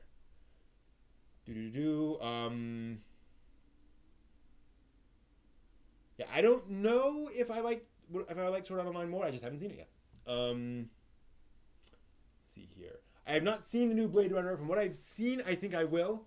You know, going into that, realizing it's not going to be like the original Blade Runner, but that it has its own aesthetic and its own way of doing things. That's my bag when folks are trying something different, trying something interesting. But yeah, Fight Club is definitely way up on my list, very high. Yeah, that was an experience watching Fight Club with you guys. Do you think the Sci-Fi Channel will show anime again? They rebranded the channel again. Possible. I think it's actually more likely now because I think Sci-Fi Channel realized. So, I'm old. I remember when the Sci-Fi Channel launched. I watched the first few days of the Sci-Fi Channel. I remember when it first launched. It was amazing. And for the first quite a few years, they were devoted hardcore to science fiction. They loved that genre, and it showed. Oh my gosh, they were. That was a fan by geeks for geeks. And then they drifted away from that as they thought that they could kind of expand into other genres. And that's one of the reasons why they killed anime, because anime was just too niche. But I think now they figured out to go hardcore on that. Now with the success of The Expanse and even some of their smaller shows, like Dark Matter and Killjoys, I think they've realized that they can, that is where they need to go. So I would imagine, I would not be surprised to see the Sci-Fi Channel doing another like anime block at some point. And it's certainly possible to find plenty of stuff to fill a sci-fi anime block with. And they had pretty good, I would say they had excellent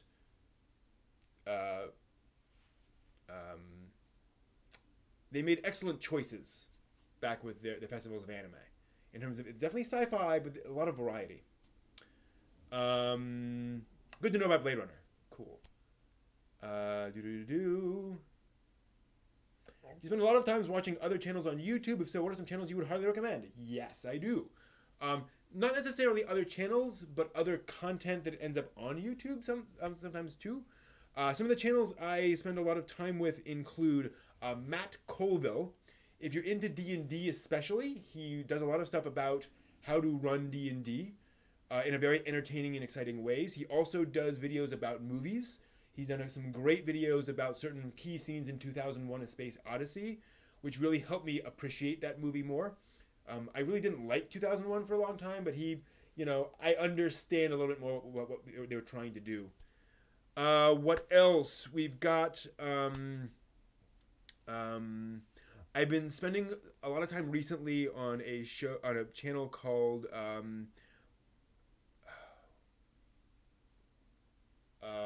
what is it? Modular Experimentation? Modular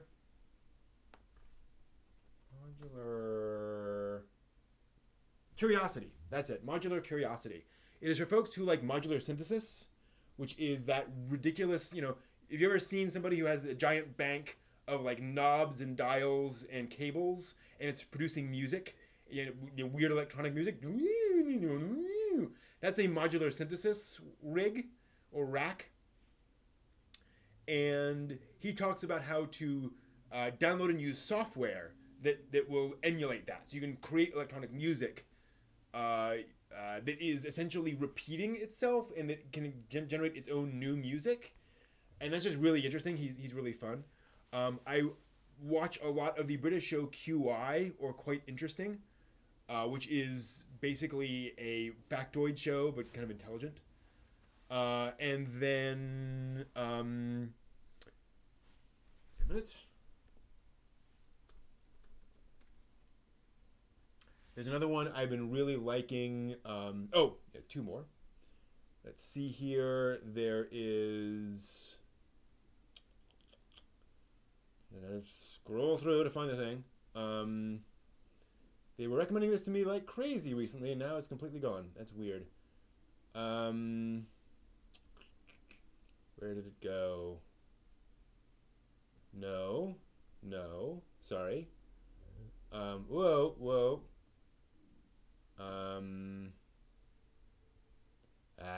YouTube. Oh, there we go. It's called Citation Needed on a channel called Tom Scott, who's an English guy. And they do kind of trivia programs around science and facts and history and things. So Citation Needed is this just sort of comedy science show. It's a lot of fun. And then the other one is for video games, Easy Allies. They are kind of what got me back into video gaming.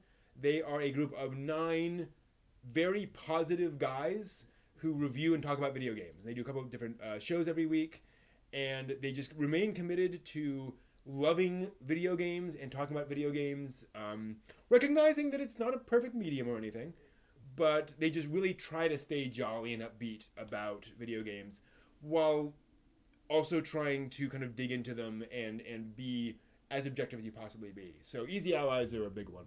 Love Easy Allies. Scrolling up. Do I speak Japanese? Choto Nihongo. I can speak, my vocabulary is in the dozens of words. I'll put it that way. Certainly not hundreds. So, yeah. I'll put it this way. I went to Japan for 10 days on my own, and I was able to point to things on maps and say, wear this. WHERE, not wear this. Things like that. So very, very simple.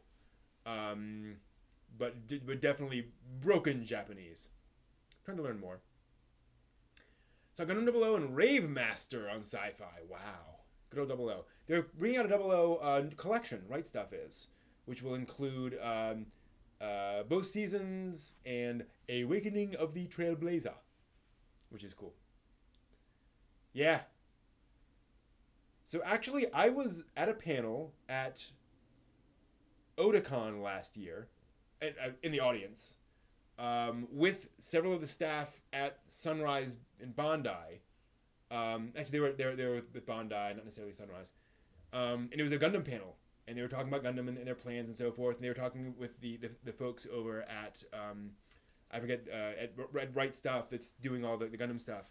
And somebody actually came up during the Q&A and said, I am part of a group that preserves old anime dubs, and we kind of miss like the Canadian Gundam dubs and all that stuff. And so if you could please make sure that those don't disappear forever, and that they are archived and are available somewhere, even as like an alternate track on DVDs moving forward. And the guy at Bondi, who was like he was pretty senior at Bondi, said, I've never heard of that before. That's really interesting. I will go back and let people know that is a desire out there. So they are aware that people do like the old dubs and that there is an interest in it, right? I went to Japan a couple years ago, 4 years ago, 5 years ago, something like that. Maybe 5 years ago. That seems right. that was fun. It was definitely interesting. Yeah, the nice thing about Easy Allies is it's 9 people. So one of the guys is an anime fan who plays a lot of JRPGs. He reminds me of me a lot, actually. And so he's kind of the expert on that. And there's another guy who's a big Nintendo fan. And obviously, some of them know and love Nintendo as well. But there's a lot of different expertise there and different perspectives on things. That's a nice thing about that. Love Stargate. So I loved the original Stargate movie. I saw that in theaters, and I was really impressed with the Stargate movie. I watched some of the TV shows that came out, the original Stargate TV series, and it was fun, but it was very light. And I kind of got off Stargate until, what is this? There's a local TV channel that also, there's a TV channel that's also available online streaming, Comet. They were showing Stargate Atlantis, and I caught a couple episodes, and I was like, oh, this is a sci-fi TV series in the mold that I'm used to. Like, this is a throwback to the more serious sci-fi of like the 80s, of the 90s. Okay, yeah, I'm impressed. So yeah, good thing. The gaming show is Easy Allies. Easy as in, simple. Allies as in alliance. That is awesome, Brandon. You went to Japan. That's really, really cool. Yeah, we will have to talk about that at some point. That's really, really cool. How do I get my own house in Japan? By spending a lot of money. Houses in Japan are really, really expensive. It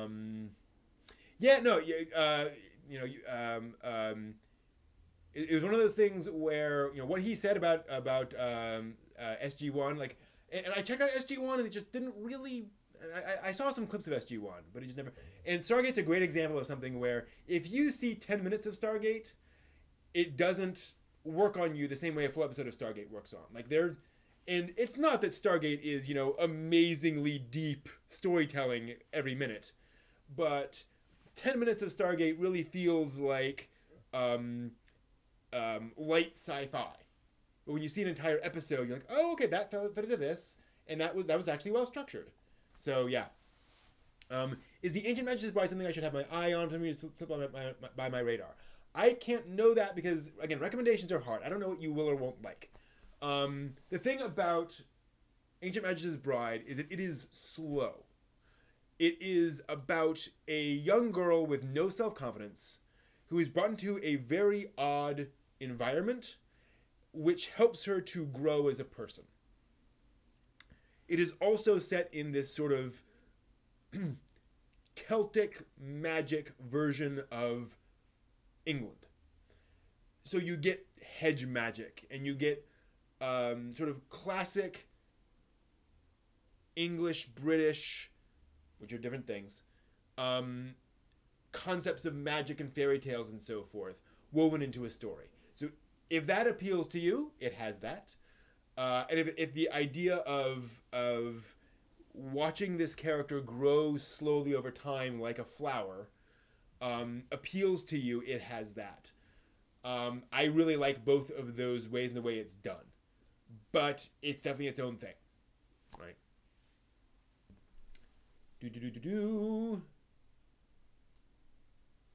Yeah. Yeah. And that was back when sci-fi was really doing some neat stuff, sci-fi stuff, sci-fi wise. They, and then they got off track for a while. And I'm impressed that they've gotten back on track. I did not expect sci-fi to really get that. Kind of weird. Yeah, totally, Brandon. There's all sorts of cool stuff out there. There's all sorts of just really interesting anime. Somebody asked my favorite gunpla, I think. My favorite gunpla model at the moment, no question.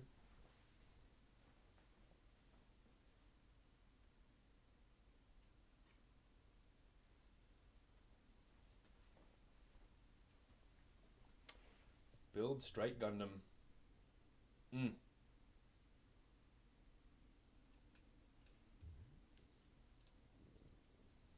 Get the guns there. Mm. Mm, mm, mm. This is a model kit. Like, this is just, the level of detail, the level of posability is just redonkulous. Oh. Mm.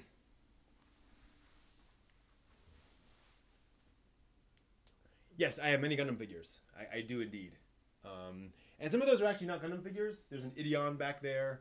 There are a couple of ships from Yamato, Space Battleship Yamato. Yeah, Seed. Oh, if you haven't finished Seed, that is a story that has an ending. Absolutely. Let's see here. Interesting. Universe kind of tried to just stay dark. Yeah. That was the problem I had with Gundam Thunderbolt. And Thunderbolt was just all grimdark. I'm doing Digimon Tri. No, I am not, because I watched the first Digimon Tri movie, and it was just wallowing in nostalgia. Like nothing was happening. It was just, hey, these characters again, and kind of waiting for things to happen. And so I kind of moved away from it. So I may go back to that at some point.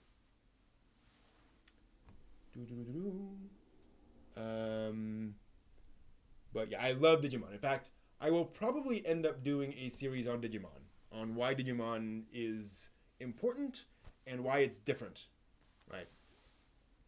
Why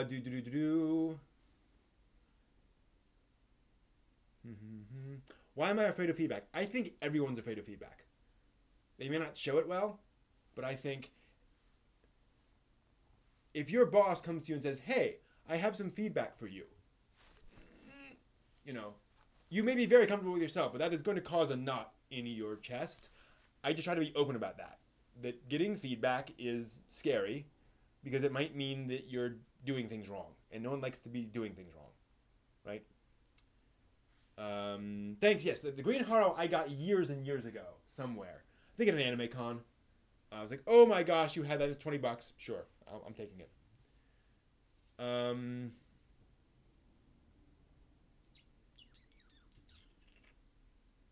I love positive feedback. Right.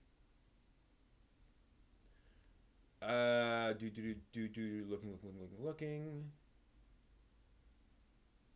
That's cool. Yeah, I love the idea of Digimon Tri. It was just like, I have other things to watch right now.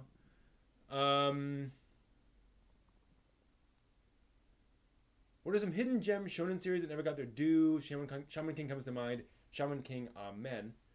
I don't watch a lot of shonen, so I don't really, I can't help there.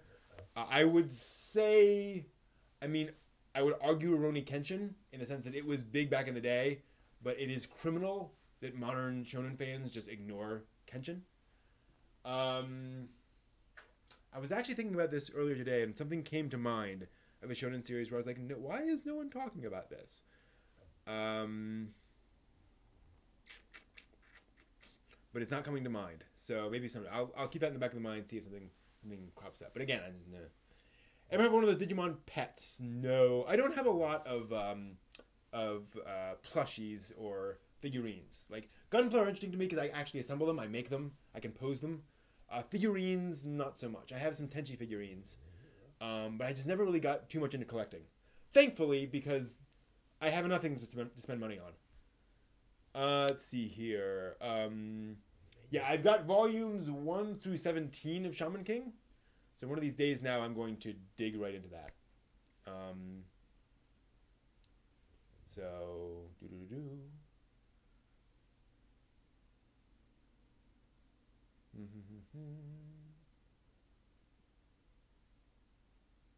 Opinions on Death Note.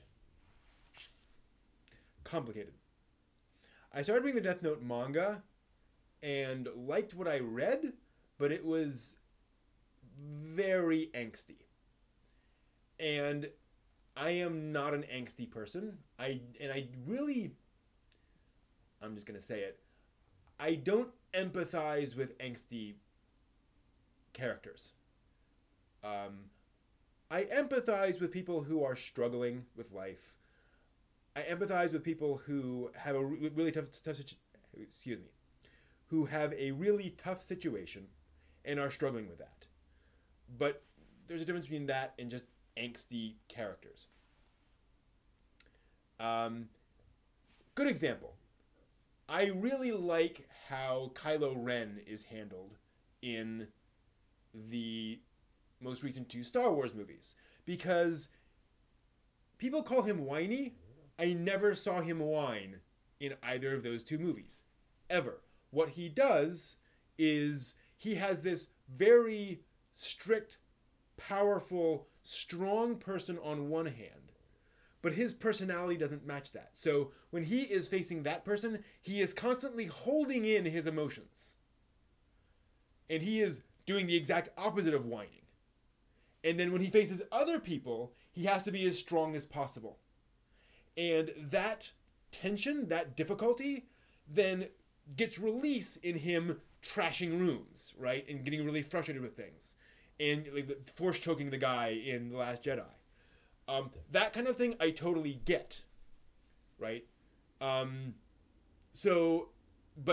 Death Note was just angsty in a way that didn't really get to me. The other problem is that the main character, I have a difficult time with shows where the main character is evil. That can be done in ways that do interest me. But in general, if your main character is an a-hole, I am not interested. And that was the problem I had with Death Note, is that I was like, I don't want to spend time with this kid. You know? He's a jerk. So, I think Death Note is an interesting concept. It is probably an interesting series, but just the individual elements for me just did not spell something I wanted to watch, right?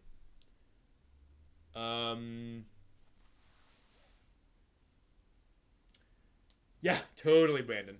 Well, getting interested in all those HeroClix and all that stuff might be why I now own like 9 3D printers. Is that now I can just print all of those things. Whew.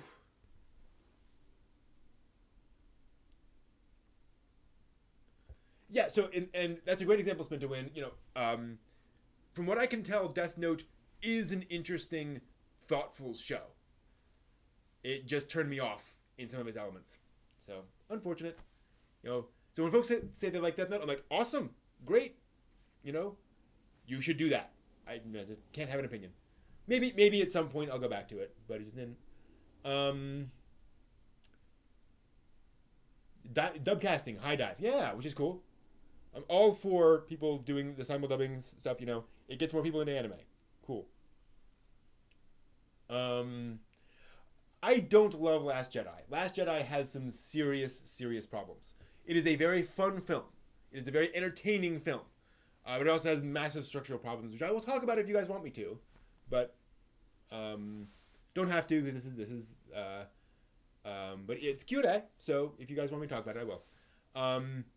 Is there a particular character you consider your waifu or husbando? Let's see here. Yes, absolutely. Nene from Bubblegum Crisis Tokyo 2040. Yes, that is a girl I would want as my girlfriend. Nene, and that's one of the reasons I love that show so much, is that they took Nene, who in the original series is this sort of lovable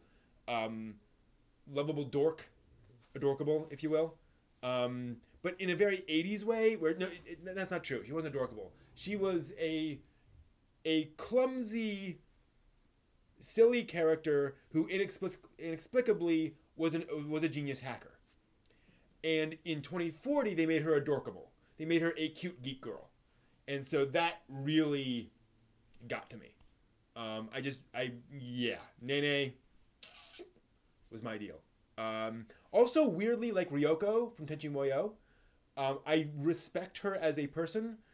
Ryoko is the kind of person, you know, I would want to date Nene, but as a responsible life partner, Ryoko. You know, she knows what she wants, she goes for it, and I think she'd be amazing in bed. So, yeah.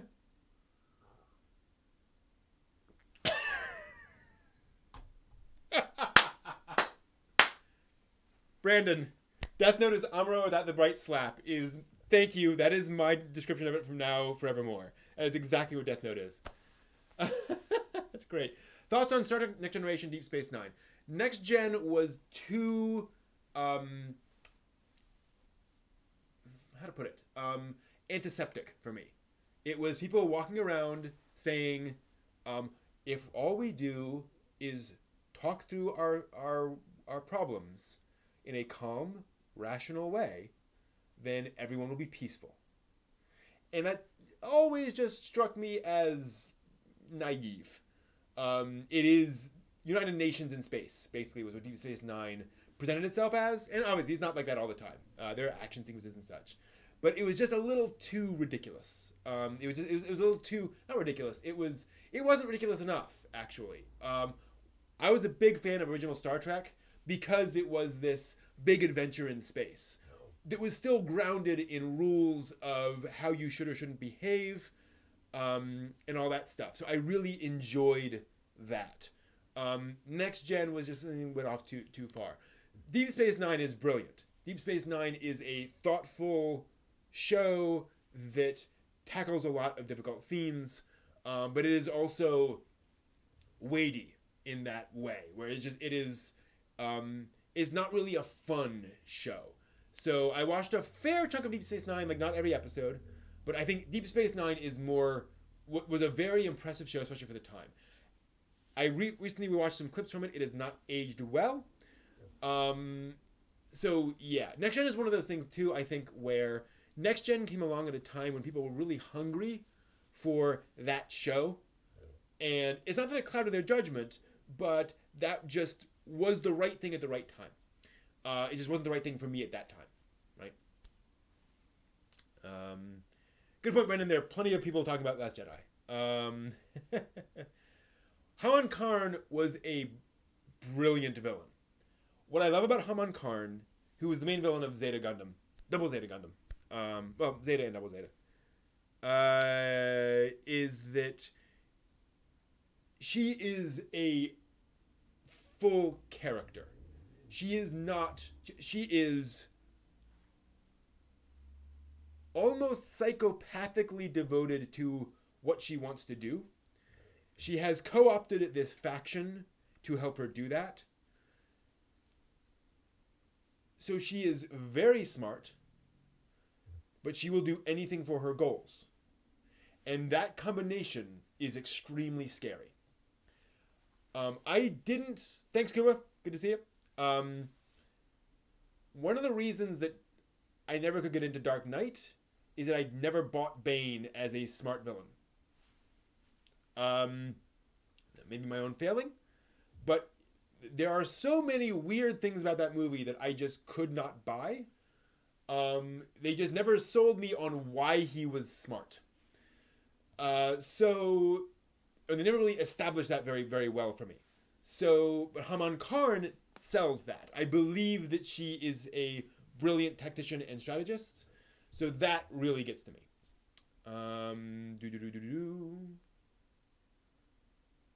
So yeah, I think Haman Karn was brilliantly structured. And also important she was a brilliant villain for that show.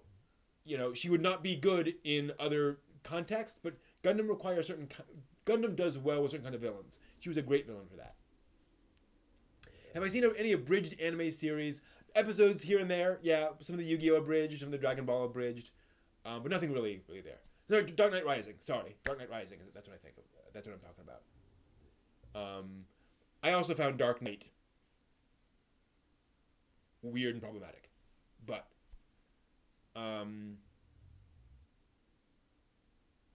yeah, Dark Knight just really didn't work for me.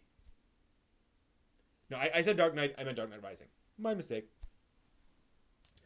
Yeah, and I should point out, with the Bridge anime series, I enjoy them. I think they're awesome. But there's so much regular anime for me to watch. I have tried to avoid then spending, hours watching a Bridge anime series. I try to keep some time spending going towards, watching real anime. Right? Yeah, Gundam is definitely worth digging into.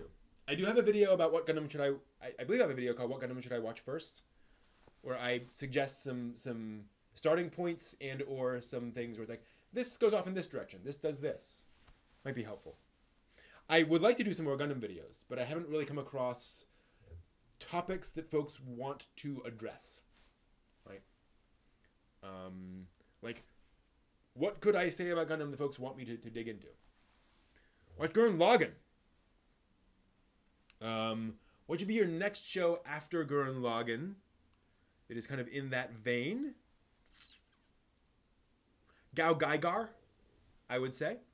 Because Gurren Lagann is a throwback to Gao Gaigar, which is the first anime, came out in, I think, 1990, and was kind of the big resurgence of super robot shows during that period.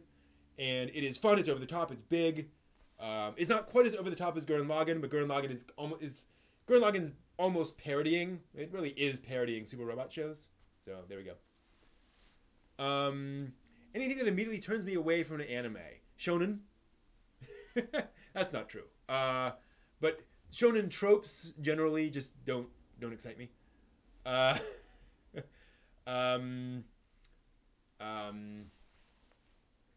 that really turns me away. Sexualizing of, tween and young teen characters creeps me out. Although, and again, here's a good example. There's a show called Kyo no Gono ni, or Today in Class 5-2, which is about tween, fifth grade class, and it plays on the fact that, like, they are starting to become aware of the fact that, like, boys shouldn't look down girls' shirts, but the boys, none of them have been through puberty yet, so none of them actually have any of those, interests yet. So they're all kind of negotiating with that whole thing of, oh, I shouldn't be doing that right now, but I don't really know why. So it's not sexualizing them in that way. That I found fun and entertaining, but in general, stuff that kind of goes in that direction. I found Hanamaru Kindergarten kind of creepy because the little girl wants to be the main character's wife one day, and she's in kindergarten. And I know it's a goofy little kid thing, but to kind of establish that in episode 1 as a thing moving forward just felt like it crossed the line for me. I have not yet seen a sexy Gundam. I have seen people try to make sexy Gundams, but I have not yet found that to work. Where's the damn Char's Counterattack review? I will never review Char's Counterattack.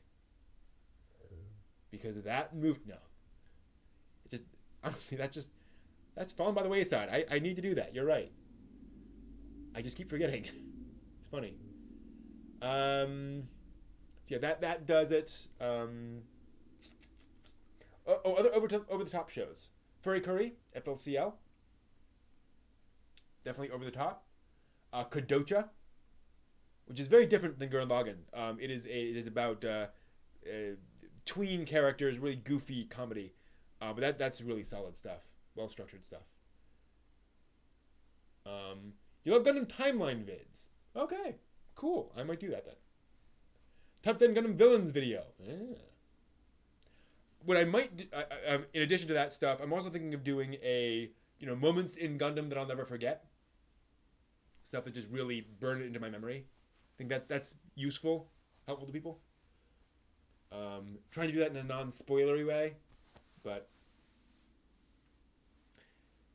over the top, that would surprise me on how deep it is. Kodocha, I think, would qualify, in that it actually does respect its characters. Review the English dub of Ghost Stories. I probably have an English dub of Ghost Story, a review of Ghost Stories somewhere. If not, I should. Okay, cool. I may do that then. Over the top, surprised me how deep it is.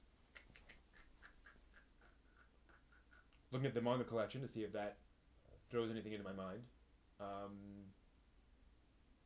G Gundam? Nah. G Gundam is not particularly deep. I don't know. Have I seen Erased? No, but I need to. Erased is near the top of my list. Right now, for those who don't know, I am currently going through a classic anime phase where I've got like 15 different classic anime that I'm working my way through. Hey, Carl. chronologically. So right now I'm doing Gunbuster. I did Rose of Versailles earlier. Next will be Vampire Princess Miyu OVA. Right, you've seen G Gundam. There we go. But yeah, Erased is, once I kind of get through a lot of these classics, Erased is going to be near the top of the list. A lot of stuff. So Carl wants me to do more anime essays, like the Digging Deeper videos. Digging deeper into this thing, or like the Lane series.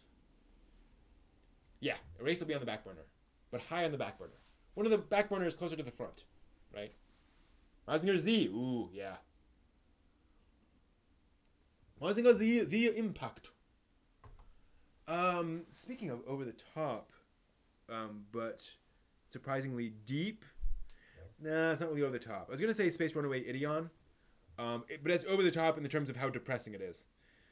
So yeah. I've heard really good things about that with the new Devilman thing. Oh, good, Brandon. Yeah, G Gundam is G Gundam is its own thing. It's its own weird thing. Yeah, gotta have fun with it. It's G Gundam is yeah, it's not really. Well, I did that a dramatic reading of an anime post about Gundam, which I posted this week, where they said G Gundam is a terrible Gundam. It's a terrible Gundam, but they enjoyed it as anime, which is actually not totally inaccurate, right? It goes way off. Thank you, Sophronia. Yep, this is a gift from a friend, one of my D&D players. So this becomes the new mug. But yeah, there's lots of... Okay, so stuff like the Lane videos and Digging Deepers. Okay, yeah, I think I will do that. I want to dig deeper into some of the classic stuff.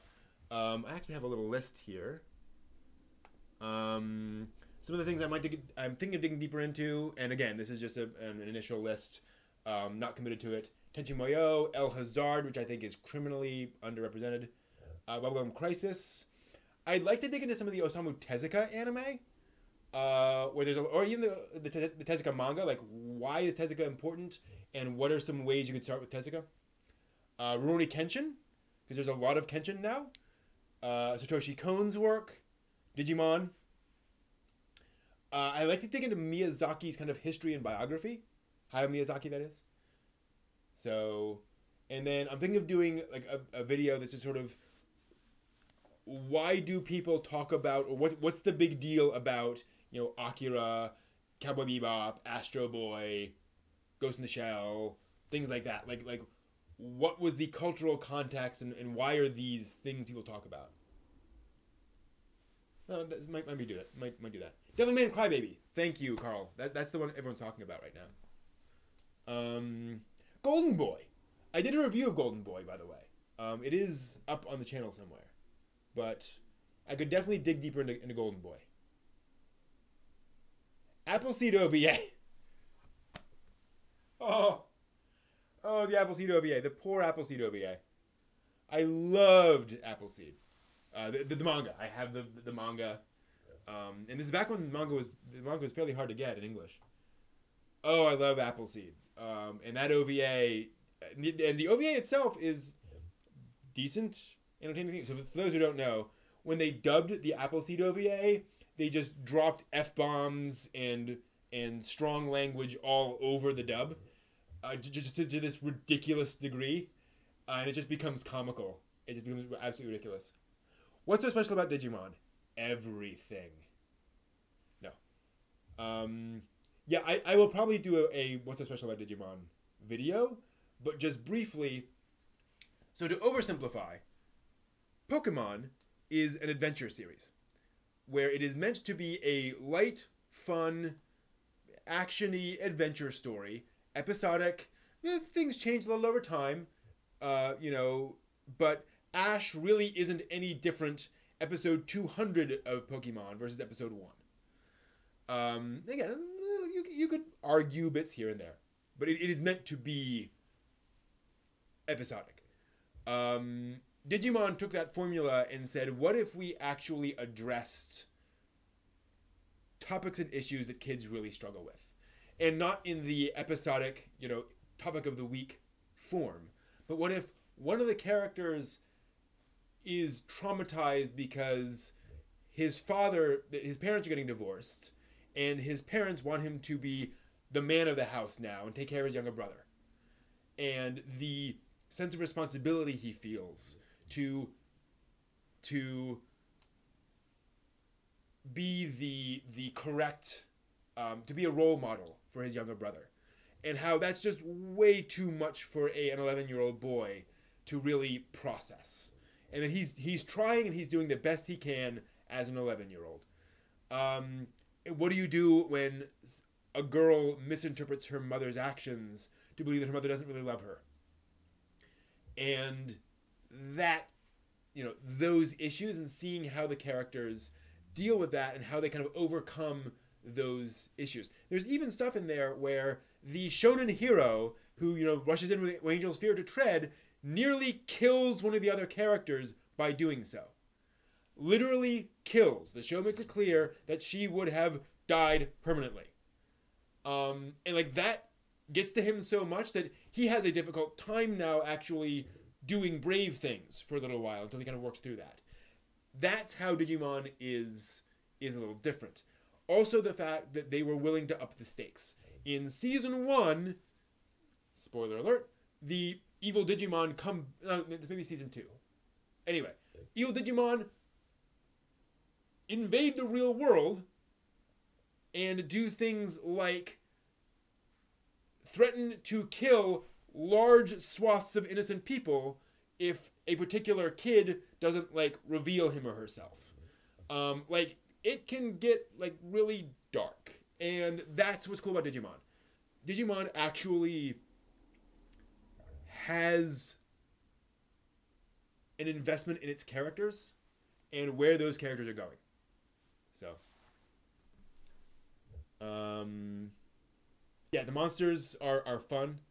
Having them evolve over time is interesting too, because those evolutions change their personality. And so seeing how that changes things. And in season 3, oh my gosh. There are some dark moments. Digimon Tamers is an example of a show where there's one moment in particular that is seared into my brain forever. Yeah. Yeah, they're doing both. That's true. Yeah. So I think that was season 1 when that particular moment happened. But yeah. So it's not that Digimon is better than Pokemon. It's that it took this very different tack with a kid show. And very much a kid show. Ever read a manga and seen a series and compared the two to see the series stays close to the manga? Yes. Ancient Magus' Bride is a good example where, as I was watching the anime, I was like, okay, this is exactly what happens in the manga. Wow. And that's generally what I do. Now, frequently, until very recently, I haven't read the manga before watching the anime or vice versa. Generally, if I watch the anime, I don't go back and read the manga. If I read the manga, I don't go and watch the anime unless I know they're very different. Because again, I'm like, why? And the reason for that is that back in, early 2000s, I started watching the Azumanga anime and realized these are the same jokes as the manga. Why would I spend 25 more episodes doing this when I can just go back and reread the manga in 3 hours? Nothing against the anime. The anime is very, very, very well done. But it's I have no particular desire to re-experience all of this in anime form. So that was that thing. Totally. And I love Rurouni Kenshin, which is totally shonen. It's just how it takes that. The problem I have with most shonen is that most shonen is about adolescent insecurities that, frankly, I have grown out of, whereas those issues that kids deal with tend to be more universal. I don't worry about whether other people will like me. I don't worry about the fact that I'm different causes other people to make fun of me and oh poor me. That is certainly a thing adolescents go through. That is certainly, I'm not. If that appeals to you and it interests you, that's cool. But that's just not my thing. Thanks for stopping by, Hiro. Yeah. Shonen anime is all the same except One Piece. One Piece is good. Fair enough, Underdog. One Piece is a great example where it's a fun adventure. You know, folks going off on pirate adventures. That's great. But, you know, that's not the kind of thing that really gets me going, right? Someone dies in Fusion. Wow, cool. I've not seen Fusion, I admit. I've seen a bit of Fusion. I've not finished it. Yeah, I've seen like an episode of each of them, but I've not finished most of them. But yeah, it's all in how the Shonen series handles its problems. It's why I like Shaman King, because the main character is very chill and cool. He doesn't really have a lot of hang-ups. So it's not about his hang-ups. It's about how he deals with the challenges thrown at him. And how he grows and realizing he's a bit of a slacker. Like, he does what needs to be done, but he's just not really invested in the problems everyone else is invested in. And him realizing that he needs to find ways to get invested in those things. So it's about him maturing as a person, but not, you know, again, becoming less angsty. He's a Sho, I think is his name. You know, Sho's a quite reasonable, responsible character from the get-go. So that's what appeals to me about that series. Other examples of shonen stuff, I don't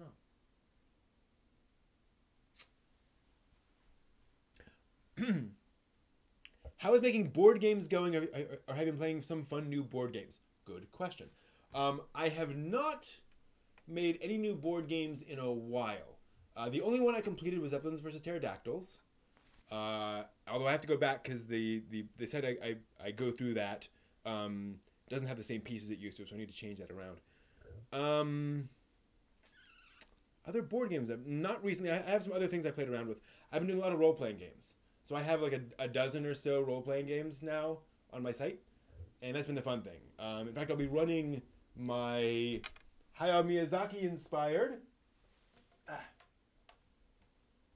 game. Oh, wrong thing. Where is it? I need a copy of it. Oh! Huh. I've given away all my copies. Or is that it? Nope. My Hayao Miyazaki-inspired game, The Whispering Road. I'll be playing that in a couple of months. And also, I have a trick-or-treating role-playing game about trick-or-treaters dealing with their own fears. So that'll be, that's fun. And other role-playing games I've developed has been sort of the new thing recently. Fun new board games recently, I've been playing some Tsuro. Zombies! Is a lot of fun. And yeah, those have been the main ones when folks have gotten together to play board games. Yeah, I would say those are the big ones. You know what I think it's time for? I think it is time for Taco No Cooking. Have I explored more traditional Japanese games like Shogi, Go, or Mahjong? Yeah, I played a fair amount of Go online. A fair amount. I've played a significant number of, I've played maybe half a dozen games of Go online. Enough to kind of get into things. But yeah, not really Mahjong. My mom got really deep into Mahjong solitaire, and so I played that a little bit. Shogi not so much. Like I've looked into it enough to get an idea of the rules, but I just don't know folks around here who do that. Ever read any of the Pokedex entries? Not really.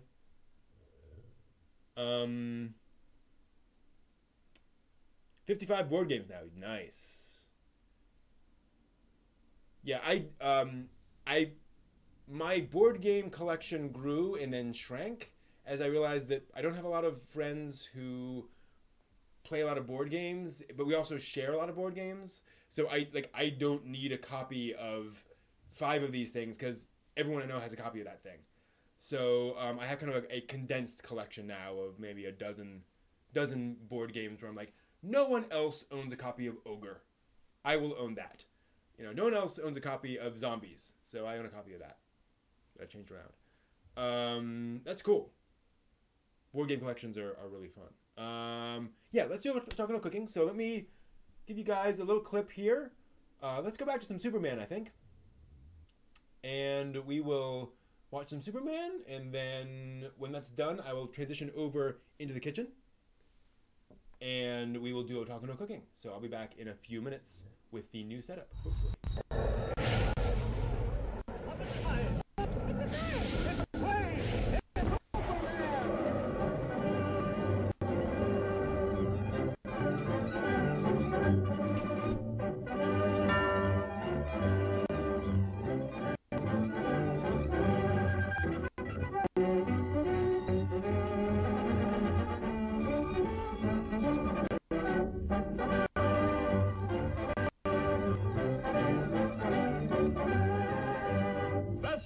Streak of lightning, more powerful than the pounding surf, mightier than a roaring hurricane. This amazing stranger from the planet Krypton, the Man of Steel, Superman. Possessing remarkable physical strength, Superman fights a never-ending battle for truth and justice, disguised as a mild-mannered newspaper reporter. Log 10.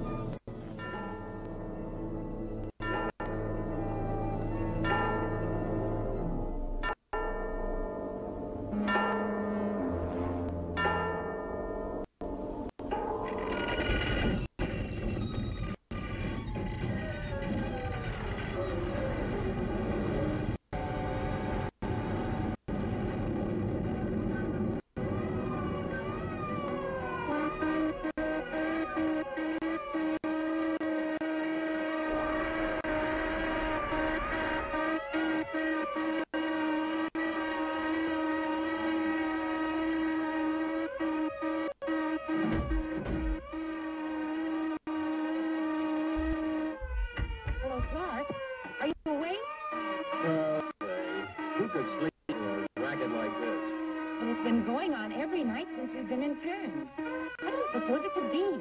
Could be sabotage, I hope. Me too. But who? Clark, do you suppose...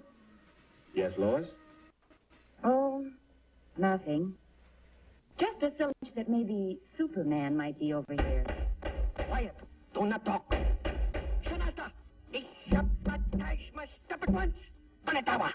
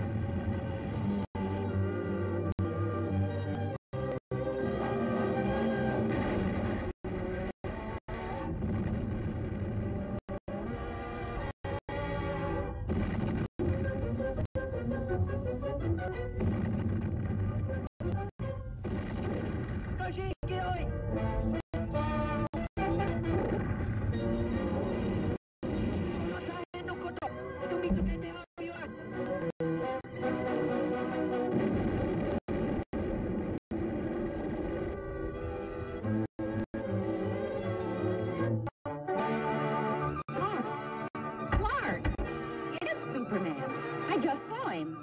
Swell chance they've got of catching him.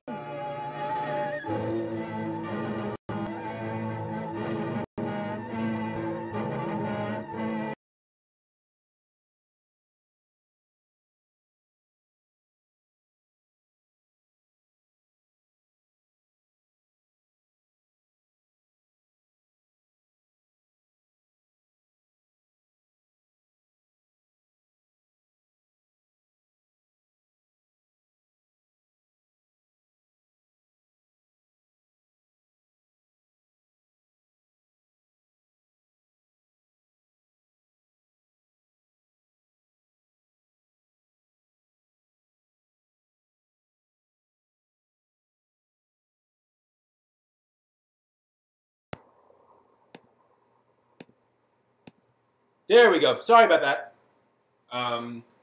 It had changed inputs and wasn't getting the microphone. Sorry about that. We're good now. So yes, as I was saying, we may find that particular portrayal of Japanese people uncomfortable, but Japan was not particularly popular in America back then, for reasons you might appreciate. Alrighty, let us get to our stuff here. So as last week, we are making some classic Japanese dishes out of the manga cookbook. And today we will be making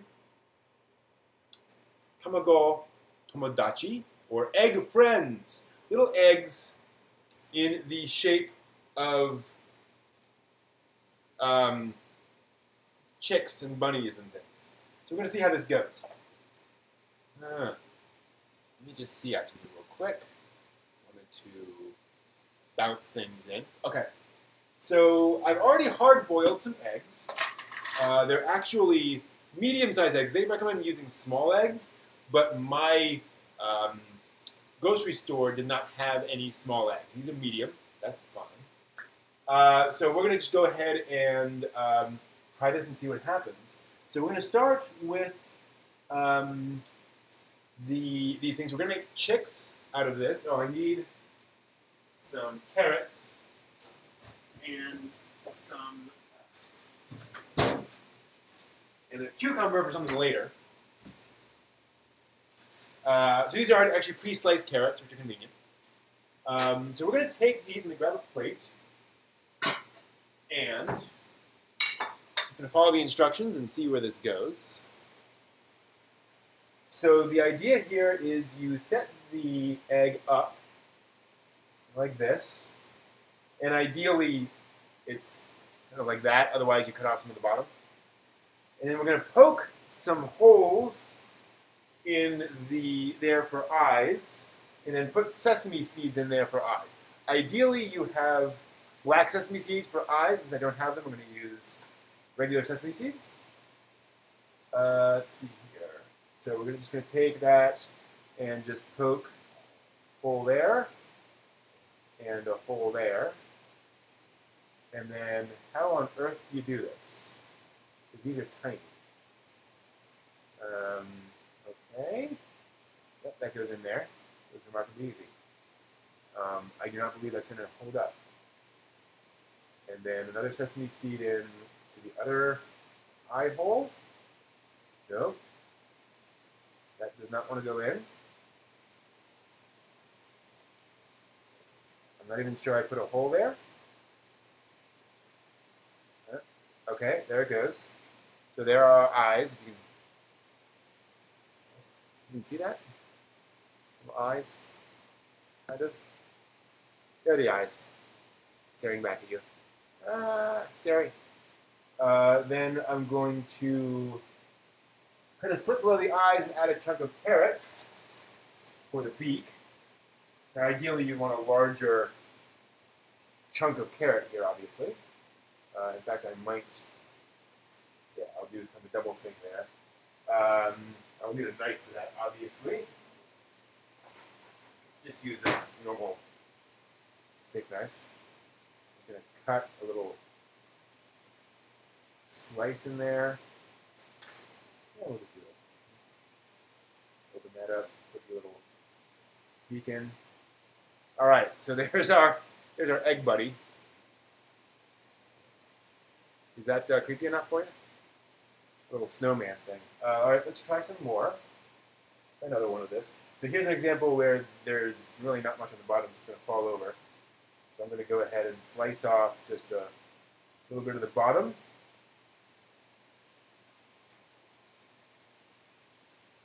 Quail eggs. Quail eggs are a good idea, actually. Yeah, I should try that. Let's try putting the eyes lower and farther apart, just to see if that makes any difference. And we'll put a sesame seed in here. Okay, there's one. And then another one over here. Whoa, I got two. I do appreciate the fact that I had to buy, a container full of hundreds and hundreds of sesame seeds so that I could use like 4 of them, which is just great. Like, yay. That is not wanting to get into the hole. And I'm trying to avoid it. That's what she said, Joe. Okay. Oh, that didn't go in either. Hop back out. Again. Okay, no. I made the holes nice and big. Okay, I think that'll fit. So there are our eyes. You can see that. Yep. And then we make a slice for the beak.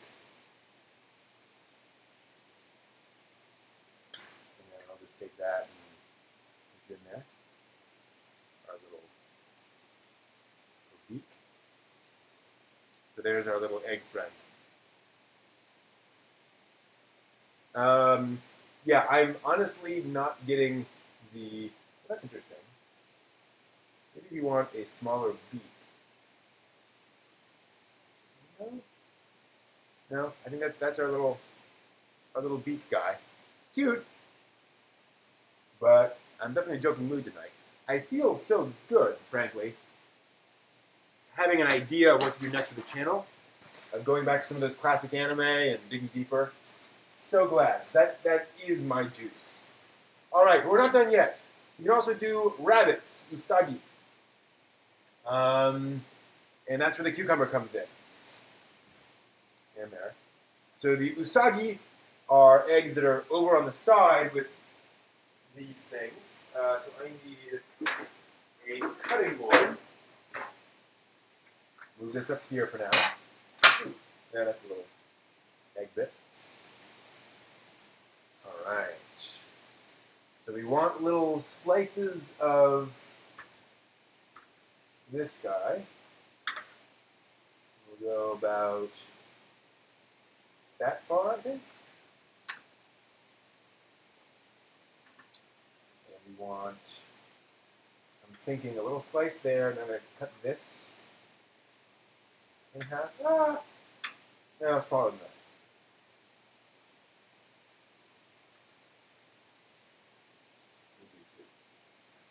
Okay.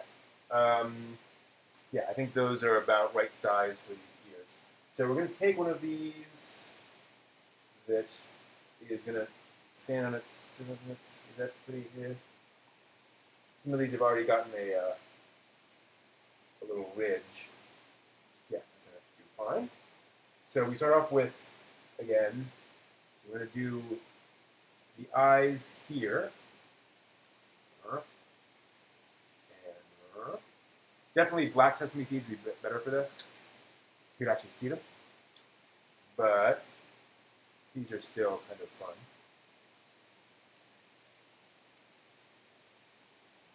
And then get in there. Nope. Doesn't want to get in there.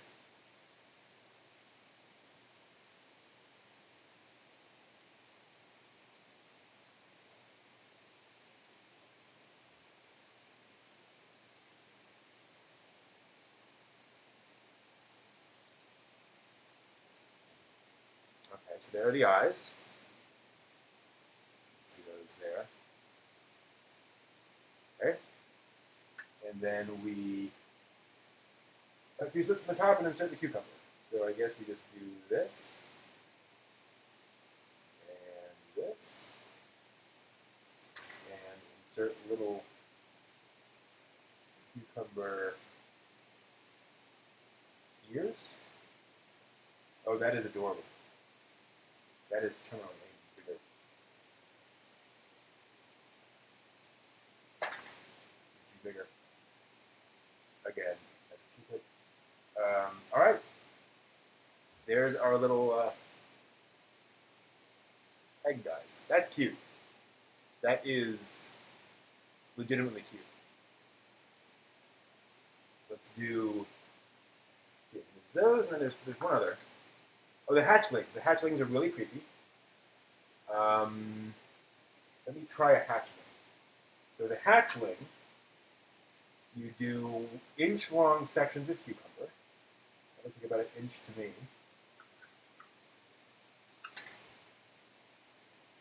And then you scoop a hole into one side big enough for half an egg. This is where we get into this issue of I'm going to use larger slices of cucumber because these are too big. Yeah. Let me get a larger cucumber slice. Okay. And we scoop out some of that.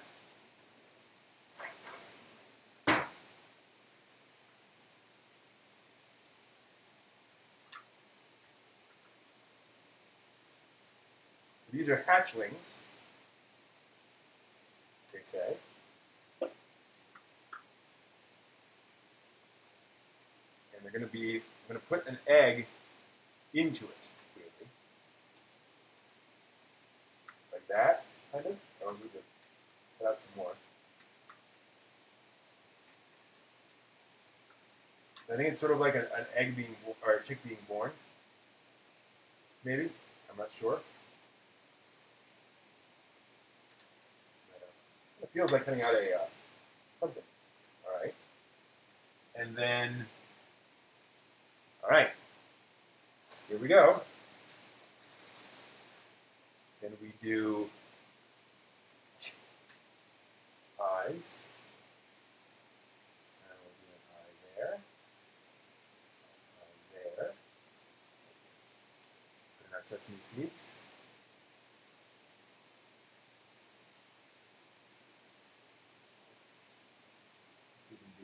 You know, I'm gonna sort of place sesame seeds where they're supposed to go instead of really worrying about that. And then we do a bit of carrot for the beak.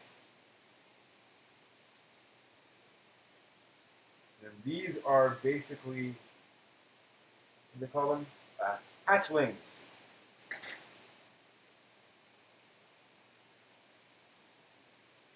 So there's your hatchling coming up at you. And yeah, that's a thing you would then eat, apparently. Because it's a cute little thing that you want to eat now, I guess. Okay, yeah, so that's it. I'm going to do one more rabbit, because I like those rabbits. We do our eyes.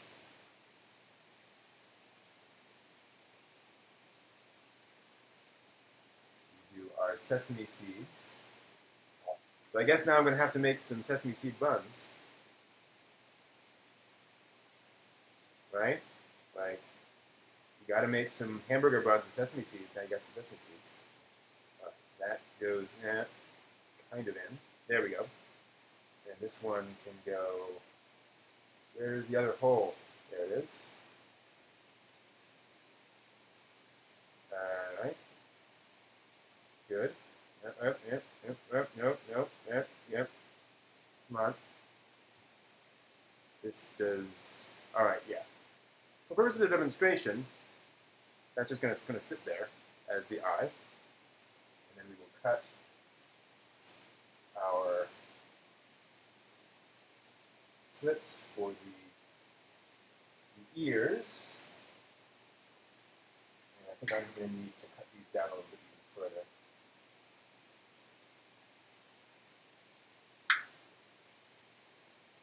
Gosh. They're cute, but they are darn Time consuming. You have to really love your kids to do this stuff for them.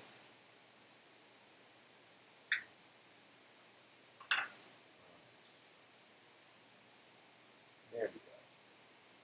There we go. Oops. Lost an eye. So there's your little rabbit buddy. There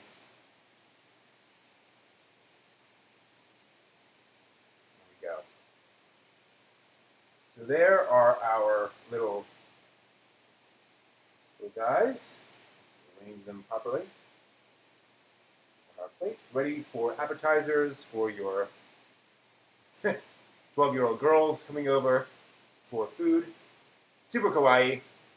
That is Otaku no Cooking for us for tonight. Thank you for joining us. All right, I think that'll do it for us for tonight, guys. Thank you so much for joining me for this special Q&A session tonight. I'll be back sometime soon. Brandon, great seeing you. We'll definitely have to catch up sometime soon. But yeah, thank you all very much. And I will let you all go. It's got almost midnight here. And this is a great night. Next week we should be back to our regularly scheduled program. However, in 2 weeks, I'll be at a convention.